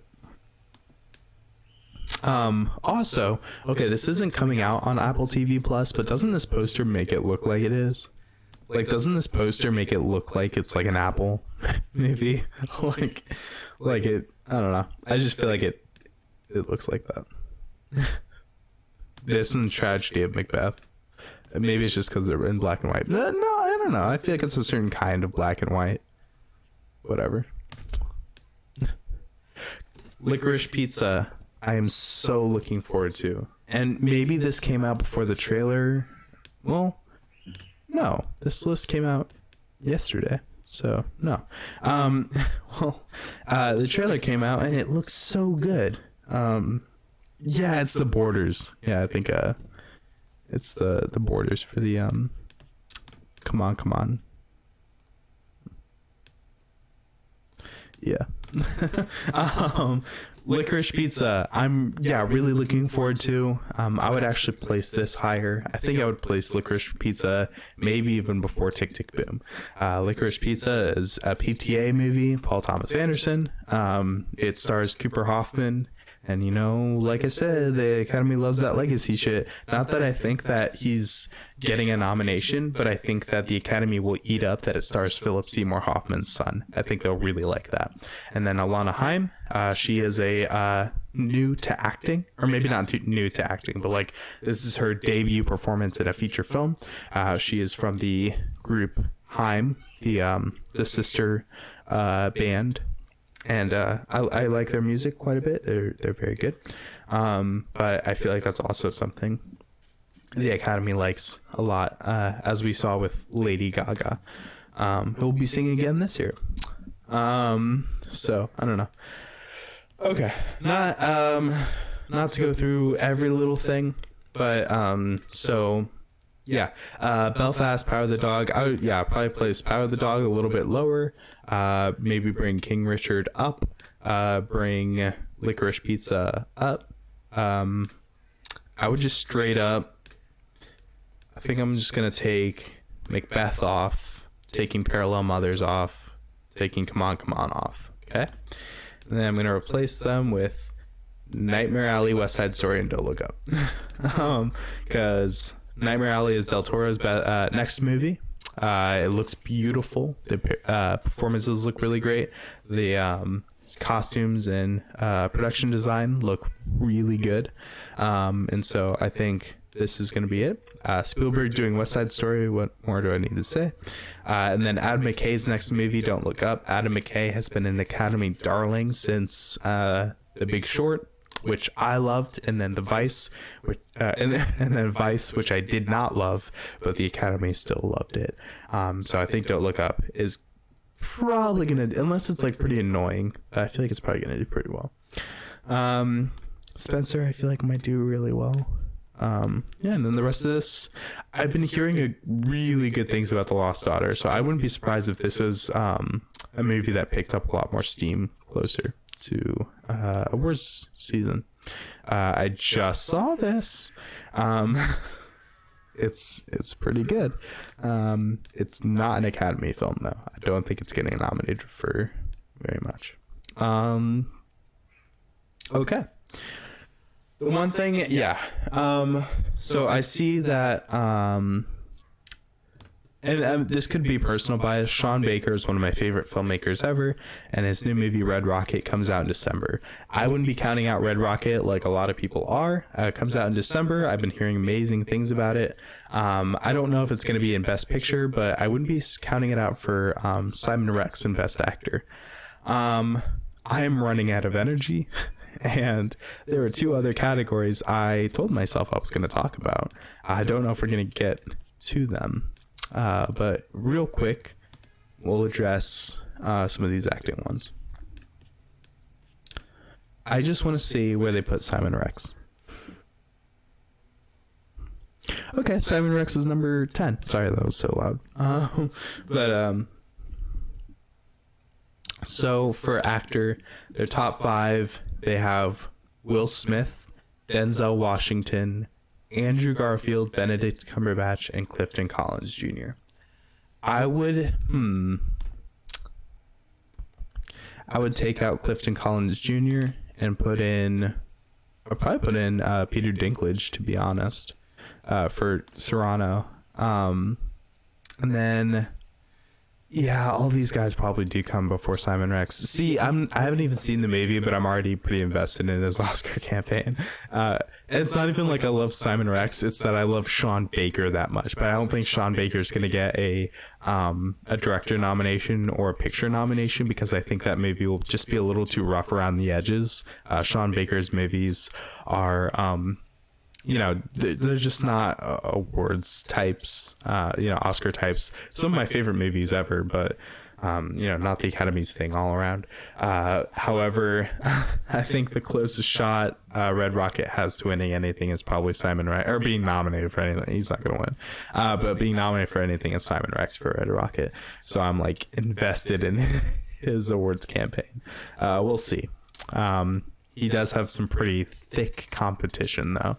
So, Will Smith seems to be a lock at this point. He's definitely getting in, maybe probably winning for King Richard. Hollywood loves Will Smith. He's been nominated before, never won, which I think will very heavily goes towards his campaign for winning. So I think there is a very good chance that Will Smith will win the Oscar for Best Lead Actor for King Richard. Denzel Washington is definitely getting nominated, I think. I don't think there's as strong of a case for him to win, just because he's won a couple before. I mean, then again, we just saw Frances McDormand, his co-star, win 2 Oscars within just a few years of each other. So, nothing's impossible. But yeah, I think he's getting in. Andrew Garfield, I don't know much about this performance, but this is placed really high, I feel like. So, I mean, maybe other people have a lot more faith than I do. We'll see. I think I would still put Peter Dinklage or Leonardo DiCaprio or Bradley Cooper above Andrew Garfield for now, just because I don't know much about his performance, but maybe he's just that good. I don't know. Benedict Cumberbatch, I would probably put in that 3 slot instead. I would probably switch these around. Just because of the buzz I've been hearing about his performance. I really don't know about Clifton Collins Jr. though. So the reason I say Peter Dinklage would go before him is because I think Peter Dinklage has the goodwill of Game of Thrones behind him, and Clifton Collins Jr. just has the goodwill of being like a really great actor that everybody knows, but like hasn't got nominated. I don't know. I think I feel like, especially nowadays, if you have an iconic TV show behind you, I feel like that can propel you a lot in the Oscar race. So I think we saw that with Bryan Cranston in Trumbo. Bryan Cranston's performance in Trumbo was really good. However, I think a lot of people in the Academy fucking loved Breaking Bad. And so they were just like, dude, I want to nominate Bryan Cranston. Like, I really want to. And so they did. And so Peter Dinklage dropping this movie where he's the lead. He's singing in it. He's doing all kinds of wacky shit in it. I think a lot of people are going to be like, fuck, I want to nominate Peter Dinklage. Like, I don't even give a fuck. Like, I haven't seen the movie, but I want to fucking nominate. I want to nominate him. Like, me, personally, I would nominate Peter Dinklage without even seeing the movie. I know that's, like, super unbiased, and I know that's super, like, kind of unfair to other people. But, like, holy shit, I love Game of Thrones. I love, I don't know. Fucking, his performance in Game of Thrones was easily my favorite. And so if I can give him an award for another movie at the Oscars, fuck it. I will. Like, whatever. I feel like that's how a lot of people think. I don't know. Maybe I'm wrong. Maybe people are a little more level-headed than me. I don't think they are, though. I'm willing to take a bet.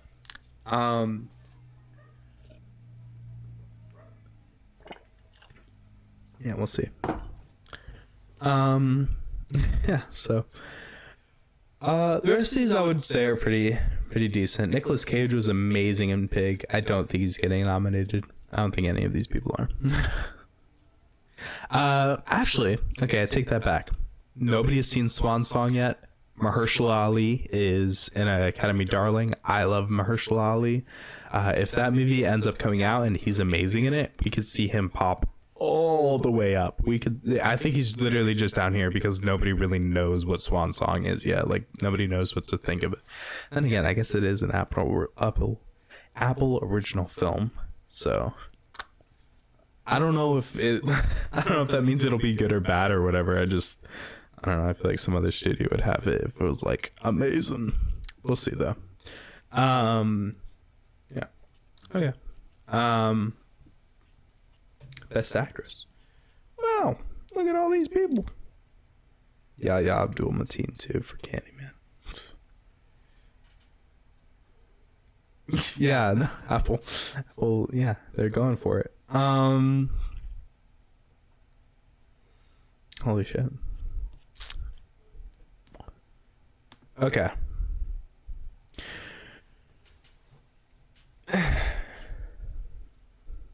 Honestly, I didn't know how long this was gonna take. I'm gonna talk about Best Actress, and then I think I'm gonna I think I'm gonna head out. I didn't know I'd be talking for this long about these the Halloween movies and the Oscars. But this is really good because it's giving me a reference for like how long I know I can talk for, right? So like I have 4 topics here, and so I was like, oh man, like I hope I can fill an hour. Well, I've been streaming for almost 2 hours now, and so so this is really helping me out in terms of like, okay, I know I can fill 2 hours with 2 topics. Granted, these are very big topics. I had a list of 40 movies to go through, and then this is another list. So like maybe like, oh fuck, I don't know what I just did. I think I lost that tab. But yeah, this is like helping me like know where, like how I can pace myself here. Yeah, way past an hour. So I'm still like I'm still learning, like, you know, I don't know, just how long I can ramble about shit for. In the future, I'll try and get a little less long-winded. I'm gonna try and shorten my shit up a little bit, be a little less rambly. But that just means I can stream tomorrow, and I'll still have these things to talk about, and so I can always do the rest tomorrow, and I'll talk about those, and I'll have even more content, I guess. Okay, let's go through actresses real quick, and then I'm gonna sign off. That's so fun. Why did I even name the stream? Best Halloween movies, thoughts on... Okay. Well, good thing I led with best Halloween movies. I put thoughts on Venom and Titane. I didn't even get to it. Okay. Awards consideration. These are for best lead actress. At the top is Kristen Stewart for Spencer. I never thought I'd see the day where people acknowledge that Kristen Stewart is a really great actress. I was literally just talking about this earlier with Twilight. Yeah, people kind of counted her out because of Twilight, because of, I don't know, whatever. They're like, she's really wooden, she's very stoic, but that's not necessarily true. She can be very stoic, she can be very dry, but Kristen Stewart is really great at like very subtle acting. Like she's like a really great actress. I would highly recommend you know, some of her better performances in like Clouds of Sils. What the fuck is it called? Clouds of Sils Maria, right? Or Personal Shopper. Or there was another one I saw her. She was pretty good in Lizzie. What else has she been in? Okay, real quick, we're gonna check out Kristen Stewart's filmography. I never saw Happiest Season or Underwater. I heard she was really great in Seberg. Cafe Society, I thought she was pretty solid in. I liked her in that. American Ultra, I thought she was really fun in. This is getting more into comedies, but Adventureland I always thought she was really good in. Yeah, I don't know. Yeah, these are Kristen Stewart is a good actress, and don't let anybody tell you different, okay? And she is playing British royalty in Spencer. And I've heard she is amazing in it. And so if she, she's ranked number 1 to get nominated, I think it's pretty much a lock at this point. And I would not be sad if she won. Jessica Chastain is next for The Eyes of Tammy Faye. This is a movie I actually have seen. I have seen this movie. And Jessica Chastain is amazing in it. Hot take, though. I think the movie's co-led by Andrew Garfield, but when he's campaigned for The Eyes of Tammy Faye, he's going to be campaigned in supporting. I think Jessica Chastain was, in my opinion, a little bit outshined by Andrew Garfield. I think Andrew Garfield's performance in that movie was amazing. There was, Adventureland was so good, right? Andrew Garfield, Jessica Chastain in The Eyes of Tammy Faye is doing so much, right? She's doing all of it. She's got the fucking caked on makeup. For anybody who isn't familiar. Okay. Jessica Chastain. Tammy Faye. Yep. Okay. So this is Jessica Chastain in real life. And this is her in the movie as Tammy Faye. She's got the fucking cheeks. And she's got the crazy makeup. Yeah, actually, here, wait, even better. Look. So this is Jessica Chastain. And then this is her in the movie. That's the real Tammy. This is the real Tammy Faye, but this is her in the movie. So that's her in real life or in the movie. So that's like a huge transformation, right? Like, yeah, like crazy.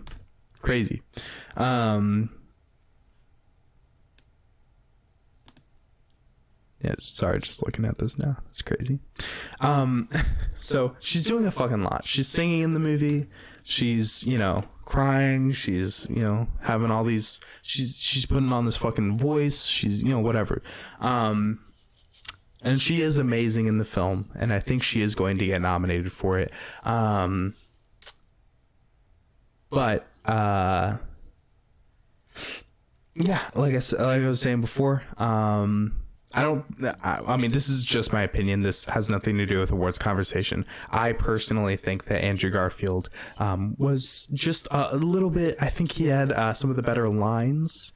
I think he brought a little bit more subtlety to his role, which I think he was maybe allowed a little bit more room for because, well, no, actually, you can bring a lot of subtleties to your lead role. Sorry. Never mind. Which I think Jessica Chastain did. I just think he had some more just some of the smaller things he would do with his face or, some of the line inflections, I think were just really noticeable in a really good way. And I think I'm a little bummed out that he's not being a little bit more considered for Best Supporting Actor and that Chastain is getting a little bit more of the attention, which, is somewhat deserved, because she is the lead of the movie. She's doing all that crazy shit. I just think I sometimes get frustrated with the idea that people will look at the makeup and the singing and the crying and all that, and they'll be like, whoa, they'll just be so blown away. And then, somebody else is giving equally amazing performance, but it's just not so flashy, because he is kind of the villain of the movie as well. So I don't know. It's just one of those things. Penelope Cruz is for Parallel Mothers. I wouldn't be surprised. A lot of actors have been nominated for Almodovar films before. Antonio Banderas got his first nomination for Pain and Glory just a couple years ago. So Penelope Cruz in Parallel Mothers, she's already been nominated, I think 3 times by the Academy before. So I wouldn't be surprised if she got nominated again. Olivia Colman for The Lost Daughter. Like I said before with the Best Picture thing, Lost Daughter seem to have gotten some really good buzz out of the festivals I went to, and I wouldn't be surprised if it maybe climbed up the Best Picture tree. And I've heard really good things about Olivia Colman's performance in it. She won the Oscar for The Favorite in 2019, and so she won Best Lead Actress in a complete upset, won over Glenn Close. And then she was nominated last year for The Father and Supporting Actress. And so Olivia Colman is just such a talented actress. And, she's probably maybe going to get nominated for this one. I wouldn't be surprised. She's just very good in everything she does. And she's just, I don't know, becoming one of those people where it's like, if you see in her movie, the Academy is probably going to nominate her because she's so good. Lady Gaga, she's got a funny voice. She's got some big costumes. She's Lady Gaga. Everybody loves Lady Gaga. I think she's probably going to get nominated. I'm really excited to see her in House of Gucci, though. I think the movie looks a little bit goofy, but I think it'll be fun. Frances McDormand. So the thing about Frances McDormand is she's already won 2 Oscars in the past 3 years. That's a lot. And so I don't know if people are going to be rushing to nominate her again. Definitely not to give her another Oscar. So, I've heard she's amazing in Tragedy of Macbeth, but she's gotten nominated so many times. So we'll see. I feel like Nicole Kidman and maybe Jennifer Hudson could go even above her. Nicole Kidman is playing Lucille Ball. Never count her out. She's also working with Sorkin Dialogue. So we know it's going to be snappy. We know it's going to be good. Nicole Kidman is a very talented actress. I wouldn't be surprised if she came in and kicked somebody out of the top 5 when more people see the movie, because nobody knows what it looks like right now. Jennifer Hudson. So on one hand, it's Jennifer Hudson playing Aretha Franklin, which on paper you're like, holy fuck, yeah, she's gonna win an Oscar for that. It's Jennifer Hudson playing Aretha Franklin. But the movie came out, I feel like I heard nobody talk about it. I don't remember anybody even mention it.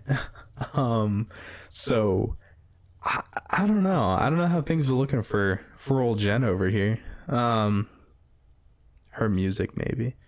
Yeah, maybe. But is there an original song in Respect? No, there would have to be, because there's with these musical biopics, there's always they always do an original song for somebody to get nominated. So let's see. How would I even see about that? Well, actually, Marc Maron's in this movie. I forgot about that. Marc Maron's one of my favorite comedians. Yeah, wait, how would I even see about song? Wait, you know what? It would probably be an original song. Okay, so here, just real quick, I wouldn't be surprised if it was number 1, if there was a song. Let's see. Okay, yep. From the film Respect, Here I Am Singing My Way Home, with Jamie Alexander Hartman, Jennifer Hudson, Carole King. So this is a way that they could nominate Jennifer Hudson for Respect as in song. However, Annette's in this category. I loved Annette, but Annette is so weird. I don't see the Academy really liking Annette that much. But it would be cool if it was nominated for a song. It's a fucking weird musical. Weird as shit. So, we'll see. Yeah, it looks like right now. Oh, man. Okay. Beyonce did a song for King Richard. I'm having a hard time thinking that they're not gonna give an award to Beyonce. So I don't even know if I agree with this. I'm sure Serrano is cool or whatever, but I don't know. Everybody loves Beyonce so much. People fucking worship her. So, and it's for King Richard. And so Will Smith's gonna win Best Lead Actor. It's about the Williams sisters. Beyonce's doing a song for it. I mean, I don't know, it kind of writes itself. Oh wait, why is Billie Eilish all the way down here? I wonder if it's because. Sorry, this is for No Time to Die. I want to say for like all of. I know for at least the previous two Bond movies, the song is won Best Song, right? I think Skyfall won, and then Sam Smith Writing on the Wall won. I wonder if this is only down here because the song released way too early. Because they've delayed this most recent Bond movie like 4 times. And so the Billie Eilish song for No Time to Die came out like...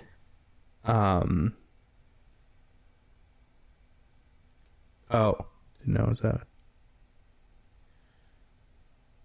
Yeah, right. No, yeah, it's hard.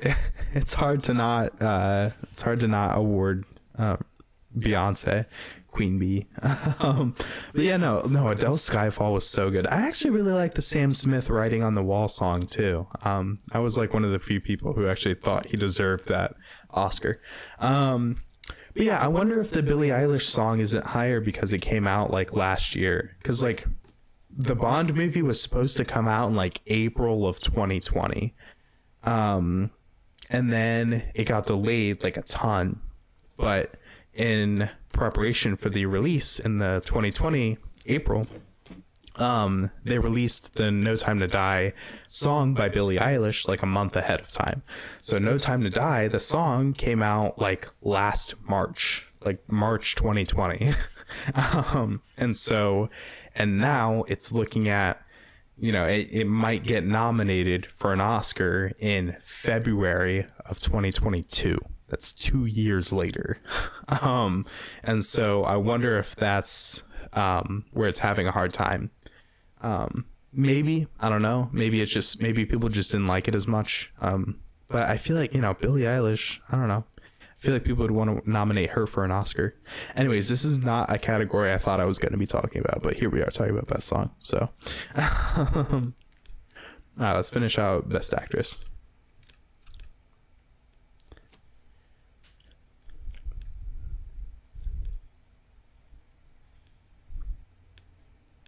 Okay. You know what? I don't even know if there's much else to talk about in Best Actress. So Jennifer Hudson, we may see like a resurgence as we get closer to nomination time. Maybe we'll see the campaign for Jennifer Hudson really kick in. We're gonna see a lot of like for your consideration signs and posters and all that. So there's still a pretty good chance that Jennifer Hudson could get in there for Aretha Franklin or for Respect. We'll see. I don't know. Yeah, it doesn't. Beyond this, I don't think any of these people are gonna get nominated. Somebody has Emma Stone in here for Cruella. That's funny.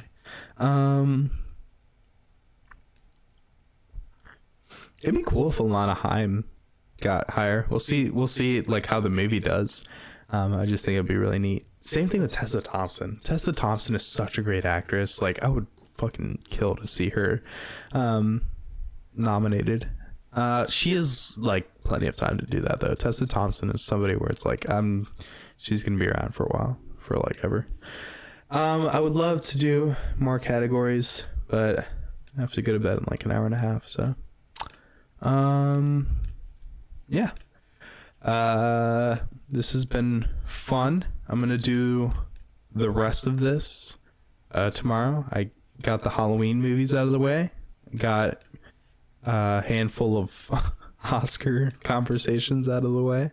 I'll probably do some more tomorrow, and then I'll talk about Venom and Titan or Titan.